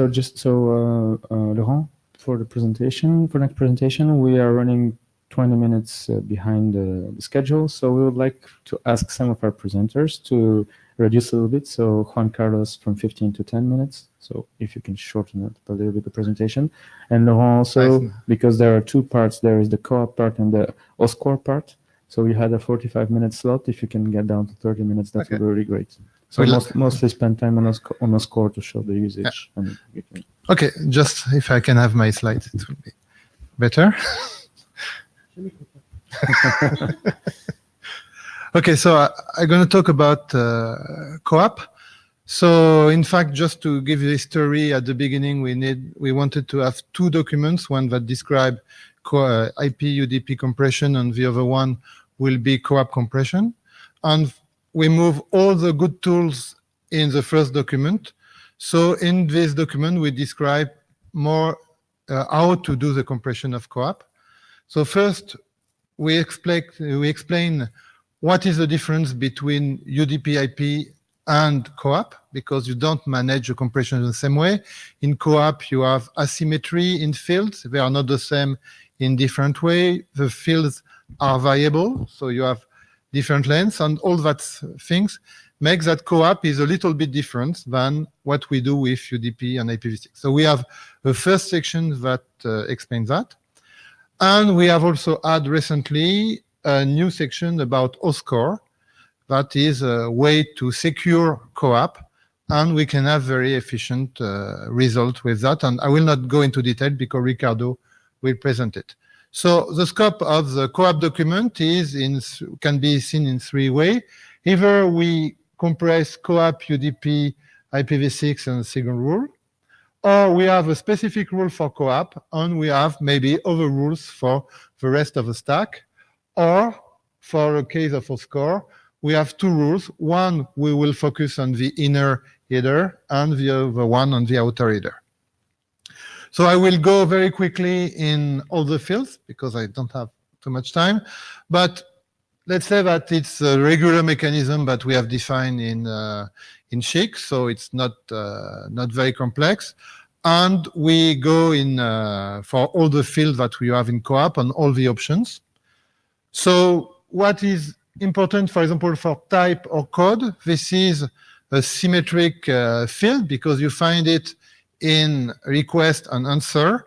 But since the value is not the same in request and answer, you can use that to have a better compression. So it's what we say. For message ID, we have a message ID in co-op that is in 16 bits. but it looks too big or very big for LP1 because we will have less traffic. So there is some way to reduce this side. So it's a use MSB, for example, for message ID. So we explain how to do it, and we can recommend to use a proxy when the client is outside of the LP1 network to shorten, to put the message ID in some short value to be able to do the compression. Same thing for the token. And for the token, we had also something that talk about the length of the token, because the token has a variable length. We have two ways to carry this variable length. It will be to send directly the token value and a length done by check, but it can be a contradiction with the length given by CoAP. So we say you have to use the length given by the token length field of CoAP. And so it's imposed to create a new variable or new function for the length. For accept and content, so we have the regular way to do it. For these fields, is the same thing. You can suppress them, use MacPin list, MSB, or you can ignore them. URI-path and URI-query is a little bit more tricky because we have variable length compression, and also we have the position. So this field can be repeated several times in CoAP. So that's why we need the position, and it exists in the standard way. But there is some case where we can have a better compression. It's, for example, if you have a field that is /A/B/X and /C/D/Y. So the first position can be A or C. The second position can be B or D. So if we use the regular way to do it, we will have one bit that will be used to compress and say if it's A or C, and one other bit that will say if it's B or D. And what we propose is to have a way to put in a matching list several elements like this. And this way we use only one bit to carry it, and we avoid some illegal value like /A/D or /C/B, for example. So it's something we introduce in the draft, and we want to have feedback from implementers to see if it's a good idea to do that. So we have also to explain the length. So in the general document, we say that we have to send a length, but we don't give the unit. It can be bits, it can be byte. And here we specify that the unit is a byte because it's the unit for these options. So this way it closes ticket 27. Okay, so we continue with all the fields, so there is nothing to say here. There is a comment here from Evo on the mailing list, is that we say that we have always to send this value. It's because, in fact, these values are generated dynamically during by the system, either because it's a tag for catching, or it's something that is written by a post, and so we cannot forecast the value, so we have to send it. We cannot compress it. We talk about the other RFCs, so that define options. So we had discussion in the mailing list to say, do we allow blocks, or we say that blocks is not usable because we have fragmentation, and in fact we can use both of these mechanisms. So we allow blocks and fragmentation. Observe is something that is quite easy to manage. No response also, and we had also timescale. I will talk about it after. It's something that allows server to be aware about the time he have to keep a message in their memory. What we have to do next is, for example, to make the text more clear. In fact, we put a lot of most in what we have to do in the rule, and it's not a good choice because, in fact, people can have more liberty to do what they want with the rule and to adapt to their behavior. So we have to rewrite the text to make it more liberal. And we have to add maybe some example. Right now we have a very simple example of co-op, maybe we have to look at some traffic coming from different platform like Komai. And that's for my presentation. So if you have questions.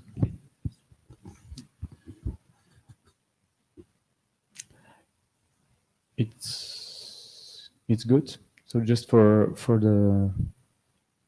because Oscar comes right after, and for the Oscar presentation, if we can also make it a little bit shorter, that would be really great. So, Ricardo, can you please request the person? Hello? Hello. I have to request. Are you getting me? We hear. Can you talk a little bit closer to the mic? Yes. Do you hear me now? Yes.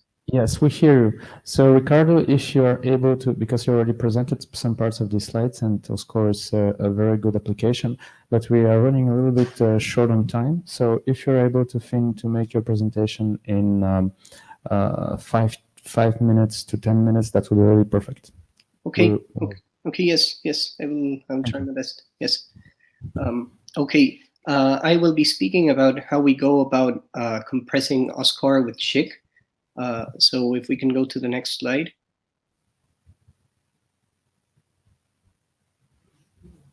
Okay, so basically Oscar has a main mechanism. What it aims to do is protect as much of the message as it can while leaving the fields of co-op or the co-op message that are necessary for proxy operation out in the open.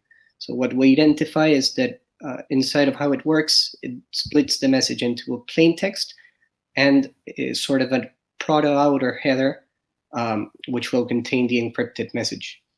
And so what we say in order to compress this effectively to get everywhere, if we go to the next slide, the idea basically is to compress everything. So compress the plain text, the inner plain text before it is encrypted, and also then compress the outer message, the protected message, to get to the outer fields. So this is the basic mechanism that we will be operating with. So if we can go to the next slide. Okay, so if we look at the inner compression, as we call it, this is when we compress the plain text. This looks basically like a regular co-op message. I mean, it has basically the same syntax. It has the co-op code options and then an optional payload. So we can compress this pretty much the same way we compress a regular co-op message. There's no additional rules or different treatment that we need to do. We can go to the next slide. So the outer compression, this one will have more of the, it will have most of the fields actually. It will have to deal with type, the token, and so what pops up that is different from a regular co-op message is that we now have to handle the Oscar option, which is the new option that defines the behavior of the draft. And so what we propose is going to be to divide this option into 3. So if we can go to the next slide. So basically, the Oscar option is the one that has the information, the cryptography information that we need in order to decrypt and encrypt the message when we do the exchange. And there's 3 basic pieces of information that are contained in the option. And what we propose is that in the parser, we divide this option into its 3 parts. And so this makes it easy because then we can mask off the most significant bits and only send the information that actually changes the most. And we have an example in the next slide. And here we see mostly what we care about is the PIV, which is a sender sequence number for each message we send. And then there's also the key ID, which identifies the server. These are our most important parameters that can sort of change. And the rest we can usually mask off, we have found out. If we can, and well, okay, so here we can see the results. We tried it with, this is a GET request. And so we compared the result of compressing with SHIC the GET request without protection and with Oscar protection. And we see a cost of 10 bytes for the encryption. And we can see these additional bits are they are shared mostly from the PIV and the KID, and then there's also a token that is added because of the encryption. And then if we go to the next slide, we have the same thing with a content response. There's a bit of a difference in how requests and responses are handled by Oscore. But we see the same cost of 10 bytes, and this has been fairly consistent with the examples that we tried. So this is about what I had to say. I don't know if there's questions or... There's a question on the mic, Ricardo. Göran Salander from Ericsson.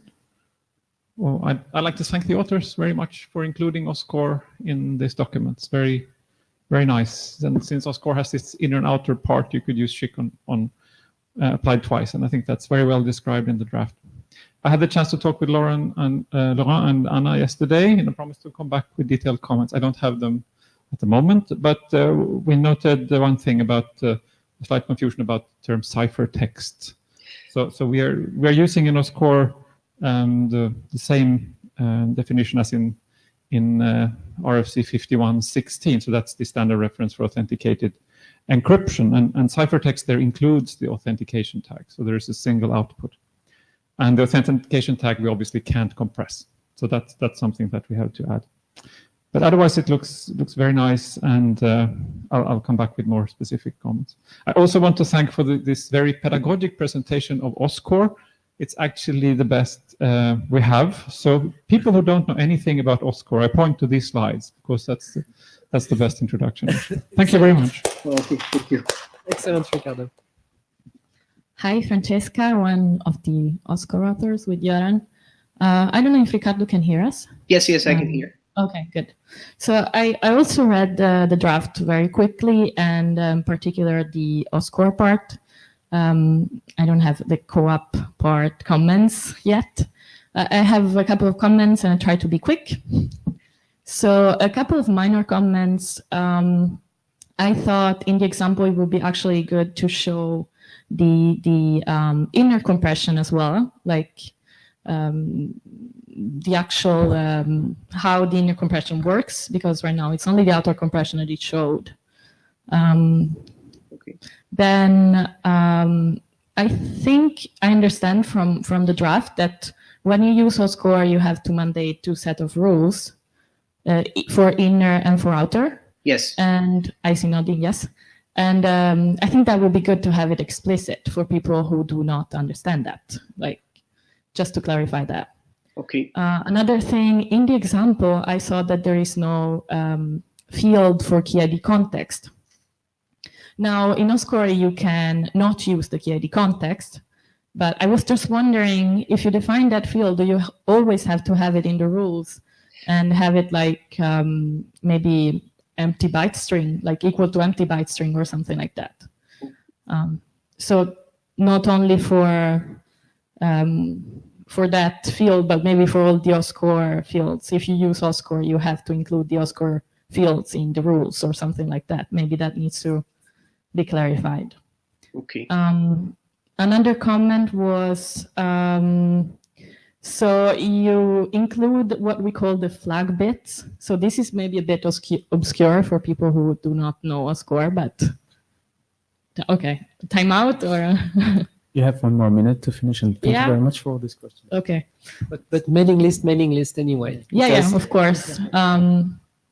Okay, let me just take the most important. Oh, I think this one is a good one. So we use sequence numbers in Oscore, and we define that we have 5 bytes for sequence numbers. And when you use SHIC compression, that gets reduced a lot depending on how much you compress it. And what happens when in Oscore, when you finish the sequence numbers, you're supposed to rekey. So what do you do when you use SHIC and you finish your very short number of bits? For sequence numbers, either you add something in the text to say, listen, you have to rekey, like 5 bytes is not the maximum that you can send anymore, or you specify like how to change a SHIC context or something like that. I don't really have a proposal for this, but something to think about. Okay. Yeah, I'll send the rest in the mailing list. Okay. Okay, so thank you very much, Francesca. Thank you, Goran. Thanks, Ricardo and Laurent. Thanks for this work. And that's actually really what is going to be driving also the SHIC over co-op right now, because there is, we were waiting for some time to have reviews from people that come more from the co-op world. And right now, I think that with this work, it's really, we're getting where we needed to be. So with this, I'm cutting the line because we need to move with the next presentation. So thank you very much, Ricardo. And the next presentation is going to be Nicolas Sornin for the SHIC over LoRaWAN. So Nicolas, the floor is yours. Thank you. Can we get to the next slide? Just let us know when we switch slides. And a little bit. So I'll try to be quick. Yes. I know we're late. You have 10 minutes for your slide. So from now on, you have 10 minutes for the presentation. So you have your 10 Thank you. This is the first presentation of the SHIC over LoRaWAN draft. I'll first very briefly introduce LoRaWAN for those that don't know it. In LoRaWAN, which is a LPWAN technology, we have three classes of devices. So they are represented from the lowest power to highest power class here. Class A is really the lowest power class.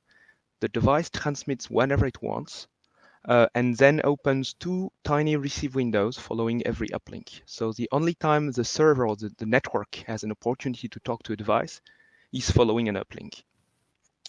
Class B devices behave exactly like Class A device. They can talk whenever they want. They open this RX1 and RX2 slot, but on top of that, they also open synchronous listen window or reception windows with a programmable periodicity.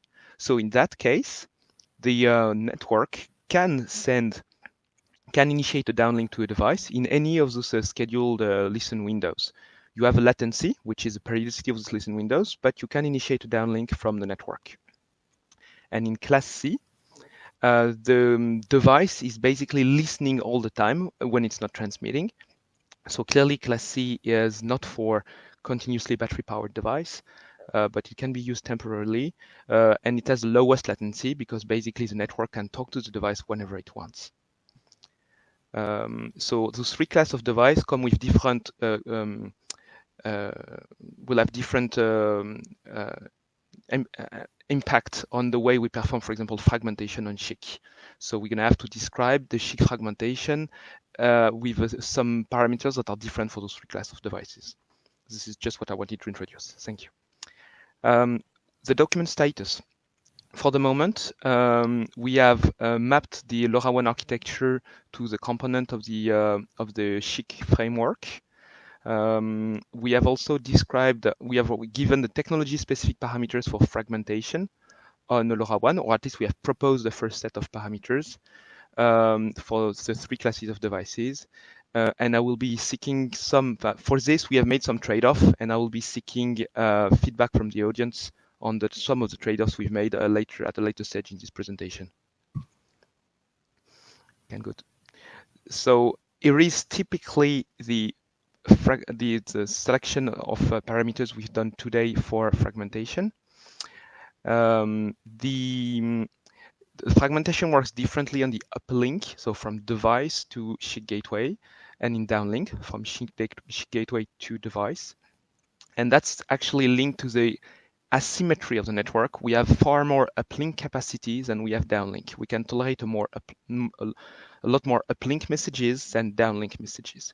So keeping the number of downlink messages to a minimum is really paramount for us.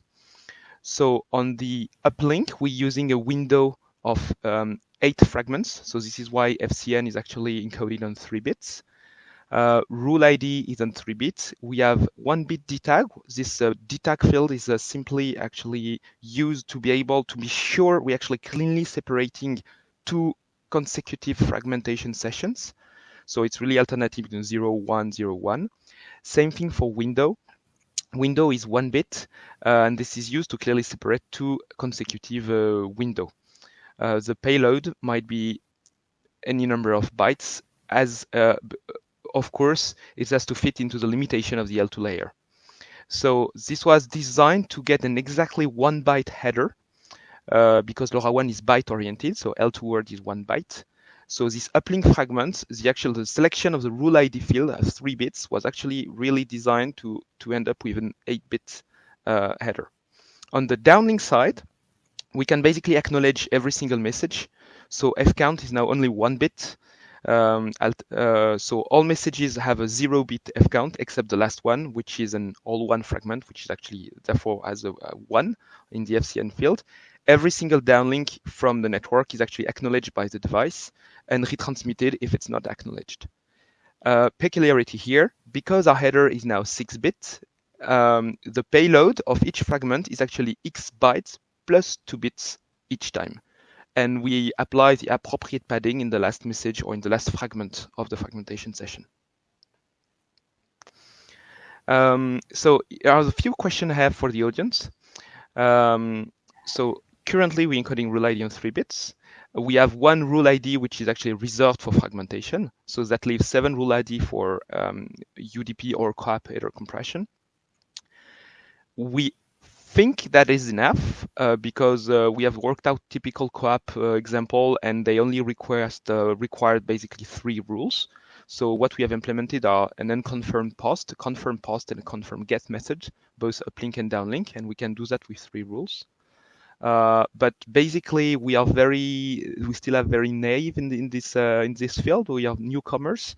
So basically, I would like to understand if, from the experience of the people, what is the minimum number of rules that people are actually working with. This is the main question I have for you today. Next slide. Do we want? Is there anybody? Okay. So we can do that now. Thank you. No, there's no feedback on that. Okay. Somebody comes. No problem. Sorry, Nicolas. So. Okay, so maybe I'm not going to walk my chair hat off. Just to share a couple of thoughts on that point.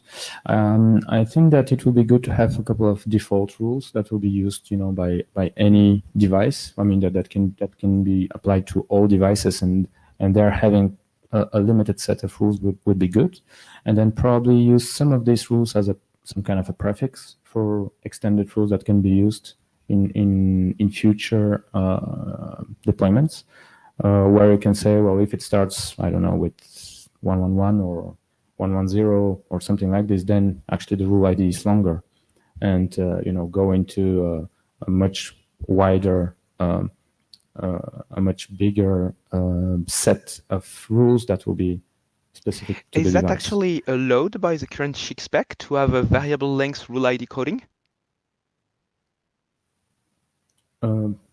Yes. That's one of the points. Okay, so yes. I had totally overlooked that. Thank you for mentioning it. I will have to rethink about that then, because that may be a good option. Mm-hmm.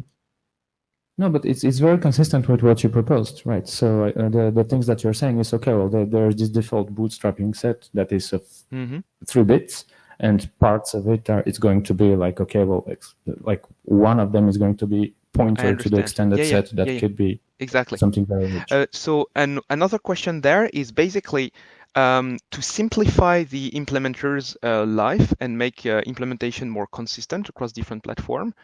I think it is good to actually specify common rules. So do you think that in a technology-specific document, it would be a good idea to say, for example, rule 0 is reserved for fragmentation? Because actually in LoRaWAN, we know we have to implement fragmentation in some cases, or should we actually leave the maximum possible flexibility? What is the spirit in this IETF group? So that's definitely a discussion that we would like to have on the mailing list. I would feel that it would be good to have some initial set of bootstrap methods that is, that could be common for all the devices, so that things can start up. It can be something pretty basic, as you said, maybe 0 is going to be for fragmentation, and then people can start working without needing any complexity, and then can improve. My feeling exactly to ease initial interop is the more you specify thing at the beginning, the easier it is to get started. I agree totally on what you said. Just one point is that rule 0 doesn't exist. You have to say rule 0 on length, like an IP prefix. Sorry, could you state that again? Because you have to put a rule on the length because it's variable. So if you say 0, is it 0 in 2 bytes? I or 0 understand. in I 4 understand. bytes? So I was meaning 0 in my 3-bit context, but I will specify this. Okay. Thank you. Yes, think also about the guys who will write some Wireshark thing or equivalent to format what you send in the air.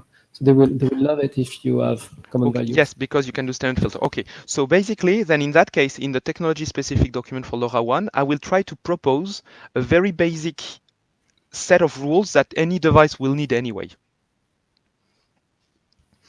Okay, sorry. So thanks. If you have like a minute or so to wrap up, and I think that you have a question. So I'm nearly finished. Thank you. So still to be done, we have to describe LoRaWAN security model. So LoRaWAN at the L2 layer has a strong security implementation, but we have to describe what security is actually provided by LoRaWAN and to this SHIC layer. Describe specificities of 3 device classes. So typically in terms of downlink latency, you cannot ping a LoRaWAN device if it's not a class B or class C device, for example. And I would like also to provide a detailed numerical frame exchange examples, in particular fragmentation, to make sure implementers get things right. So maybe that will be redundant with the main SHIC documents. I have to understand this. If it's not redundant, I will provide technology-specific examples. And last, I would like to just our feedback on SHIC. We have started implementing things, so we really like the overall simplicity of the scheme and the fragmentation scheme. We find it very elegant and effective. We would like to propose 2 features for actually future development, or actually it's food for thought. And what I call implicit introduction and conclusion rules. So rules that would always be applied at when a new packet is received or at the end of a new packet, that because those rules would allow actually using a SHIC even on non-SHIC very simple legacy devices. So basically introducing a header in front of a payload and concluding it by some trailing stuff, for example. And also, of course, it will be provisioning of device and gateway is going to be a nightmare. So we will need to find a way for a device to actually be able to convey its SHIC rule to the gateway and not have to do that totally out of bound. So this is, I'm pretty sure that's a topic that already exists somewhere, but I'd like to contribute to that if that's possible.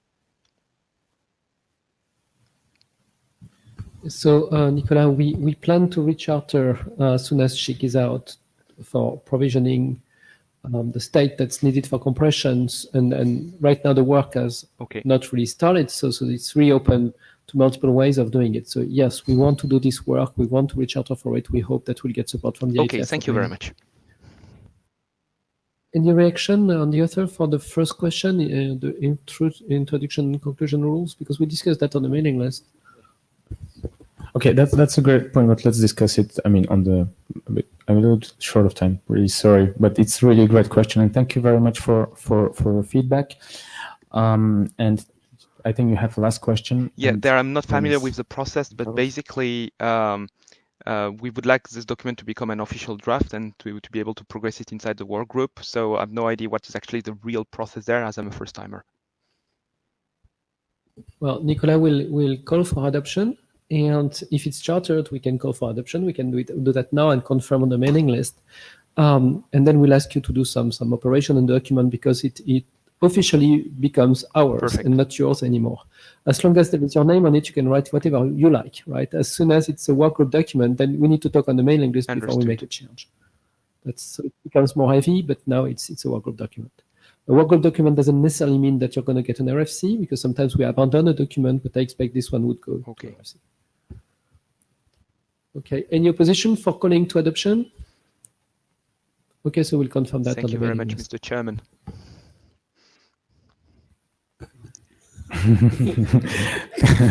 Okay, thank you very much, Nicolas. And it is up to Juan Carlos now. So Juan Carlos, you have around 10 minutes. 10. Yes. Okay. Thanks. So Juan Carlos Zúñiga, I'm going to talk about the SHIC over Sigfox draft, but I'm also going to focus on the discussion on ACK on error mode and actually no ACK as well. So next slide, please.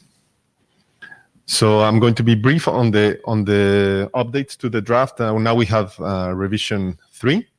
Again, talking about the network architecture equivalences. We added for this version some rules, parameters, and usage, specifically talking about values and timers. And like the previous presentation, we are focusing on byte-oriented, so we are suggesting having an 8-bit header or SHIC header that we think it's very useful for implementation. However, we saw that there were some clarifications needed on the draft, specifically for the NOAC and the ACK on error mode, and therefore the discussion that we had in the next slides that I'm going to present. So starting from the NOAC mode, Dominic touched briefly on this, but the point here is that right now the draft assumes, it's not mandated, but it assumes pretty strongly that FCN is equal 1, meaning that, well, n is equal 1. FCN is 1 bit for the NOAC mode. So basically we can only send 0, 0, and then send the all 1 at the very end without conveying any information about the number of fragments that are going to be sent when there's no acknowledgement. What we are proposing is to clarify or relax the specification so that n higher than 1 can clearly be allowed. In this case, for us, we see value because we would like to convey information as we were discussing before. Semantically, if we didn't start at the maximum value, we could hint the number of fragments that are going to be sent as part of this transmission up until the end. Again, assuming that we have an FCN that allows a number up to 8. We don't start at 8, we start at 5, let's say, and therefore it's clear that we are going to send 5 fragments, even if we're not asking for acknowledgement at the end. The next one is the ACK on error, and this is a little bit more complicated. So I'm going to summarize it here, and then we move to the next slide with a figure. But basically, when we were doing the studies and simulations, we realized that losing a single all 0 fragment, meaning the last fragment of any window, or a SHIC ACK, would create a complete loss of session. And this is basically due to the fact that the draft mandates aborting the session whenever the W bit is out of sync. And at this moment, losing any of those packets would necessarily create an out of sync, and therefore we would have to abandon the whole session. What we saw, though, is that if we allow in the ACK on error mode to keep track of the last 2 windows, the receiver can request retransmission of any lost packets and therefore come back to sync and recover the session.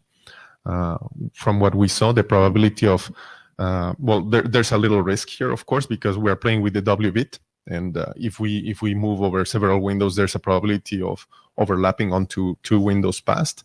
But this probability of overlapping 2 windows passed, as well as having the complementary fragments, is quite low compared to losing either a lost all 0 or a SHIC ACK. So in neither of the directions. So if we move to the next slide, I'm going to just explain this in figures. So basically what we see here is that we have a sender sending, let's say, 4 fragments, and the receiver either losing the last fragment, meaning the all 0, or the sender receiving the ACK from the receiver would create a complete loss of session. Why? Because in ACK on error, we are not expecting the ACK if the transmissions went through correctly.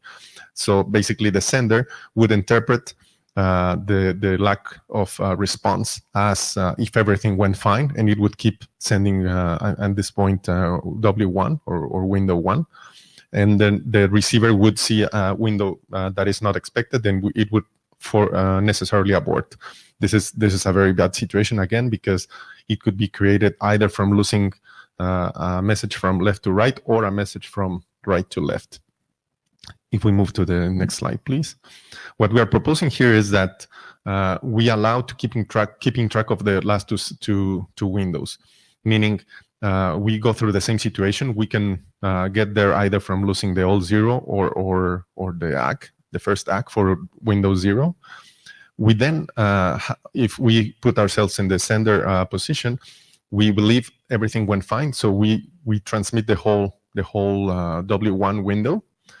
At the end of the window, we wait to see if there's any ACK, and there's an ACK, but in fact the ACK goes for the previous window, not the current window. In this previous window, we can say which were the missing fragments. In this example, let's say it's all 0, just for easy explanation.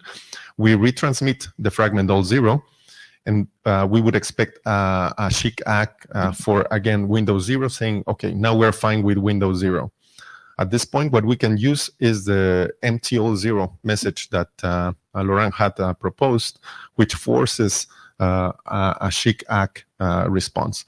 But we would do it for the current window, so then the next window. We are fine with window 0. We force now a second ACK, but for window 1.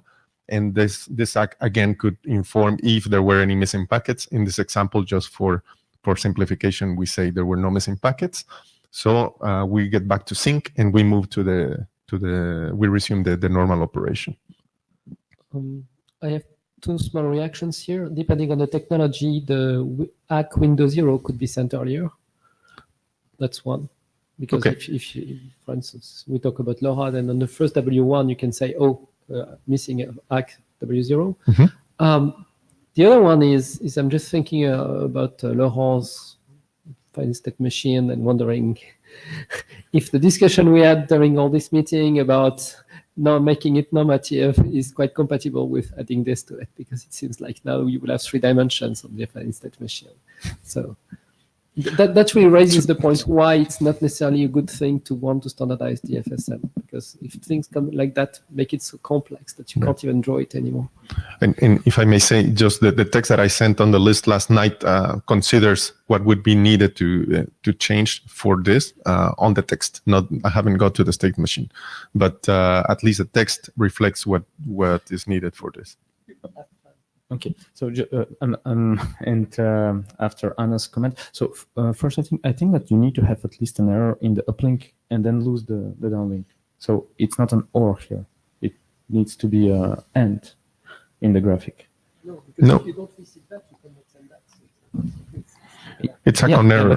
But if you lose only, so it's only, you need to have both of them. No.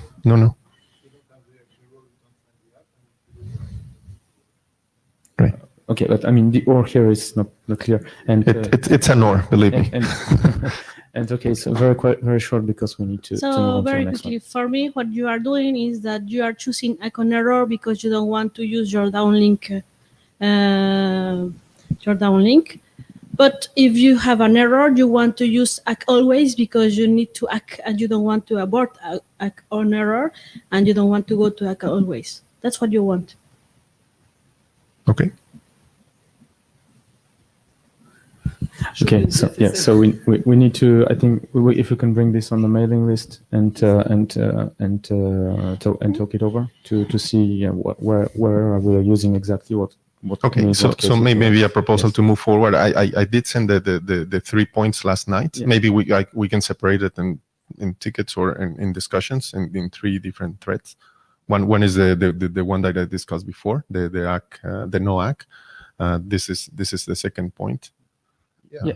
And the third one is the first. You say that you have simulation results from this. Mm-hmm. So is it possible to send this result to the list to see what is the global improvement of this method compared to? We can look. Yes, I think we may want not in ASCII, but.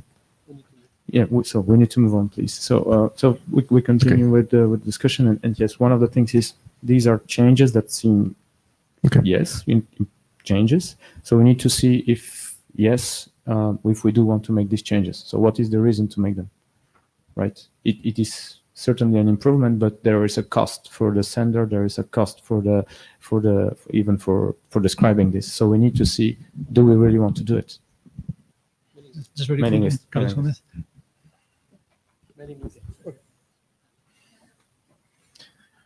Okay.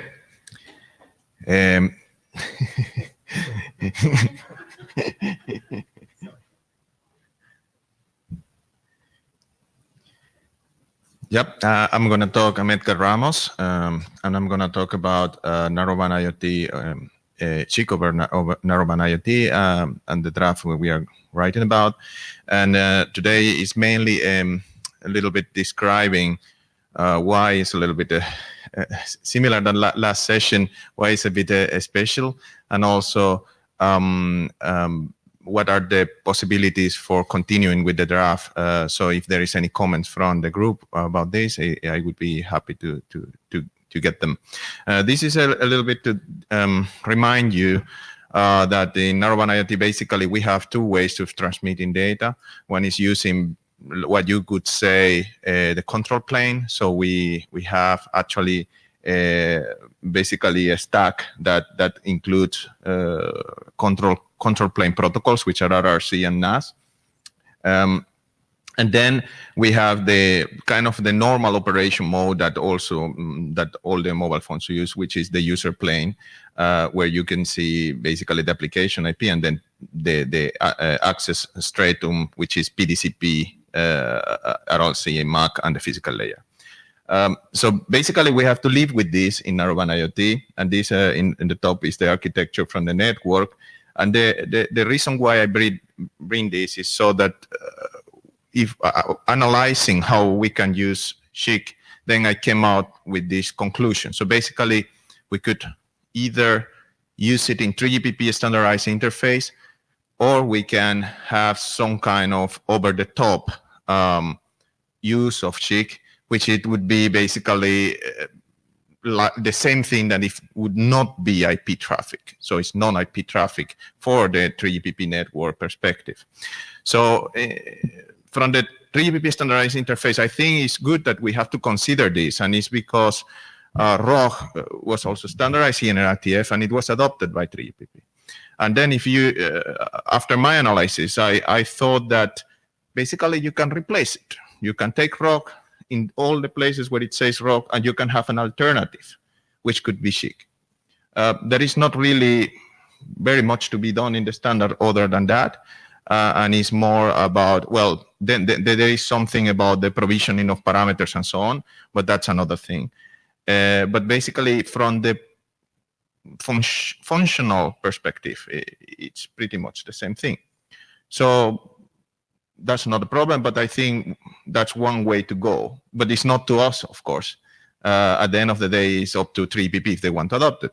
What I have heard from feedback from people that are working in 3GPP and standardization of narrowband IoT and 5G MTC, so machine type communication, is that they are really interested in this, and they would like to see if it's a good standard, how to introduce it. So there is an interest for it.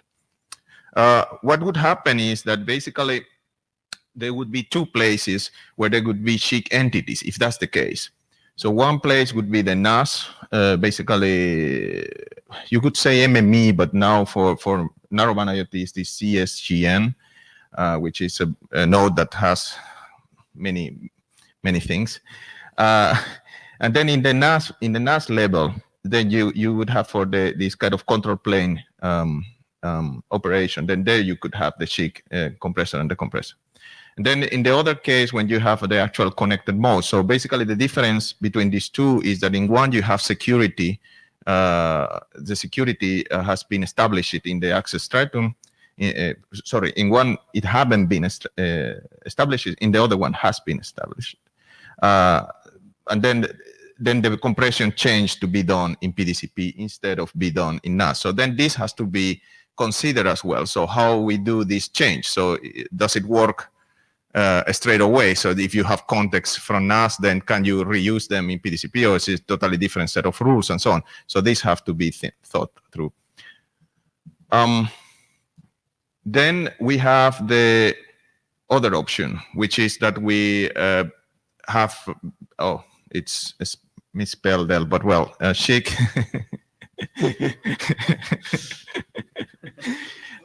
Yeah. Is SHIC over the top, basically. So the application layer, and it means that you don't require 3GPP standardization. Anyone can use it. And even if we have 3GPP standardization, still you could use it. So it doesn't preclude that you can have both. But then the only trick of this is that, well, it will be treated as non-IP traffic by 3GPP. And then there are two ways of handling non-IP traffic. I will show a little bit about that in the next slide. But then the main consequence is that intermediate hops cannot directly understand those compressed headers. So it means that if you want to do something on IP layers before the packet reach the terminal, then that is not possible unless there is some mechanism to get access to the context. Quick question: can we? So if we have to go all through this non-IP path, do we have a guarantee that the packets are in order?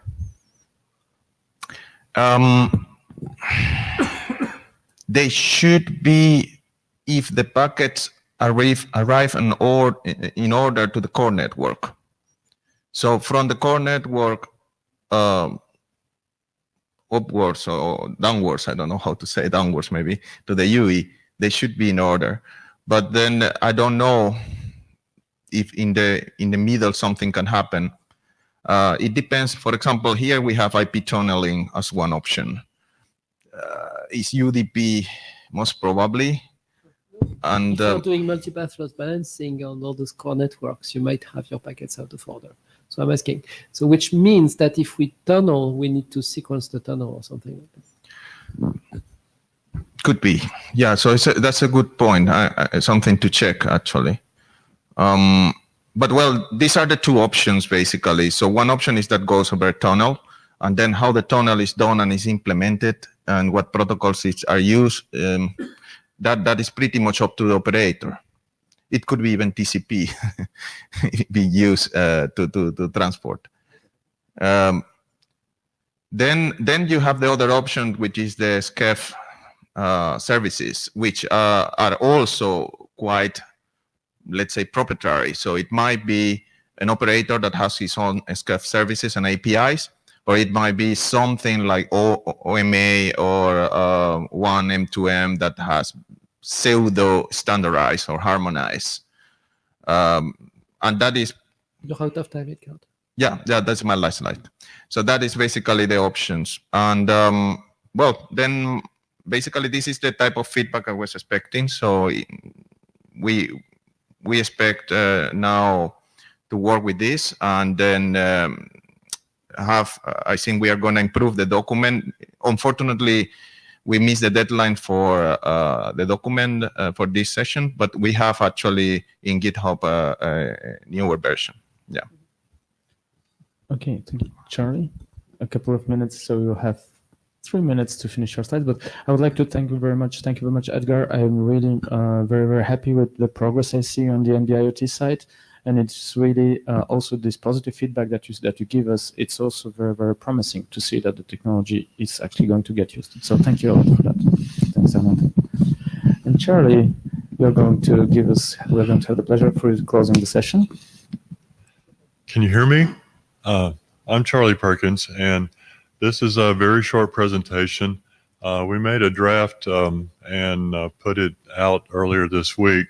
So I don't expect anybody had much chance to look at it. And besides that, it's a quite simple draft. It's not really complete, but at least it's a start. And if you take a look at it, your comments will be appreciated. So I'm here basically to tell you about what's going on in 802.15.4W, which is the 802.15 task group that's dealing with low power wide area things. They are chartered to basically extend some of the file layer parameters to deal with a wider set of use cases, which have been extensively discussed during the interest group and study group formation. So now we have the task group that has the charter basically to produce revisions to 802.15.4 for the purposes of low power wide area.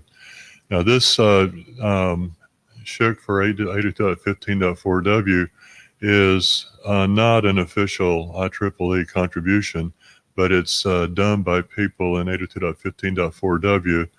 And so I'm not exactly sure how the authorship would be represented, but it won't be an official thing. However, I think the IEEE 802 and IETF Coordination Committee will know about it. So the point is that to show how we can use SHIC for this, and there is a standing committee for IETF and 802.15, and it seems to me that that's a good place for this work to actually happen. But no matter what, 4W will be involved with it. Okay, so the document is relatively short, just goes through. There was a nice, see this mailing list thing from Anna, said about how you go about specifying the parameters in such a document as this. So we basically followed those recommendations. We think that the size of the ruled ID should be 3. With 802.15, you need probably 8-bit boundaries, so you can choose 16 bits or 32-bit CRC, but I think 32-bit would be preferred. And pretty much high on my list of things to care about was fragmentation, and 802.15 already does fragmentation, so you could beneficially use SHIC context management for compression along with 802.15.4 fragmentation. And if you did that, then that simplifies your parameter selection quite a bit. On the other hand, it needs to be considered whether this the SHIC fragmentation is better than 802.15.4 because it's specialized to a single hop.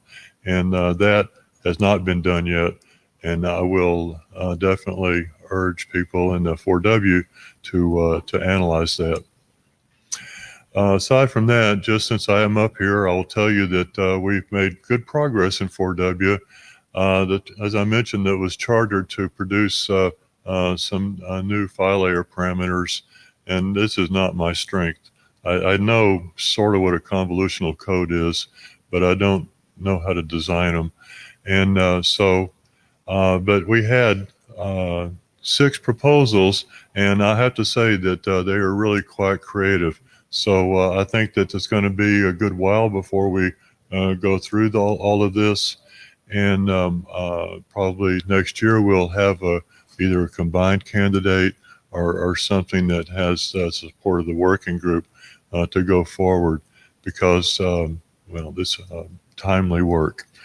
So I think that's my last slide. I'm Charlie P. at computer.org. If you have any questions or whatever, please don't hesitate to ask. And we would love to bring any concerns from this group back to the 802.15.4W working group. Thank you very much, Charlie. We are only 2 minutes past the hour, which is really exceptional work from everyone. Thank you very much. And thank you for submitting the draft. We're really happy to have also the 802.15.4 draft. So right now we are on good track with all this. So that's the end of the group. Have a good afternoon or evening or night, wherever you are. Thank you.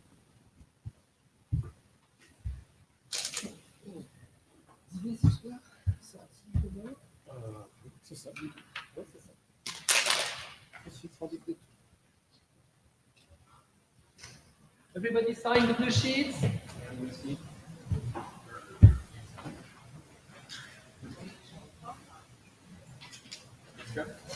Dominique?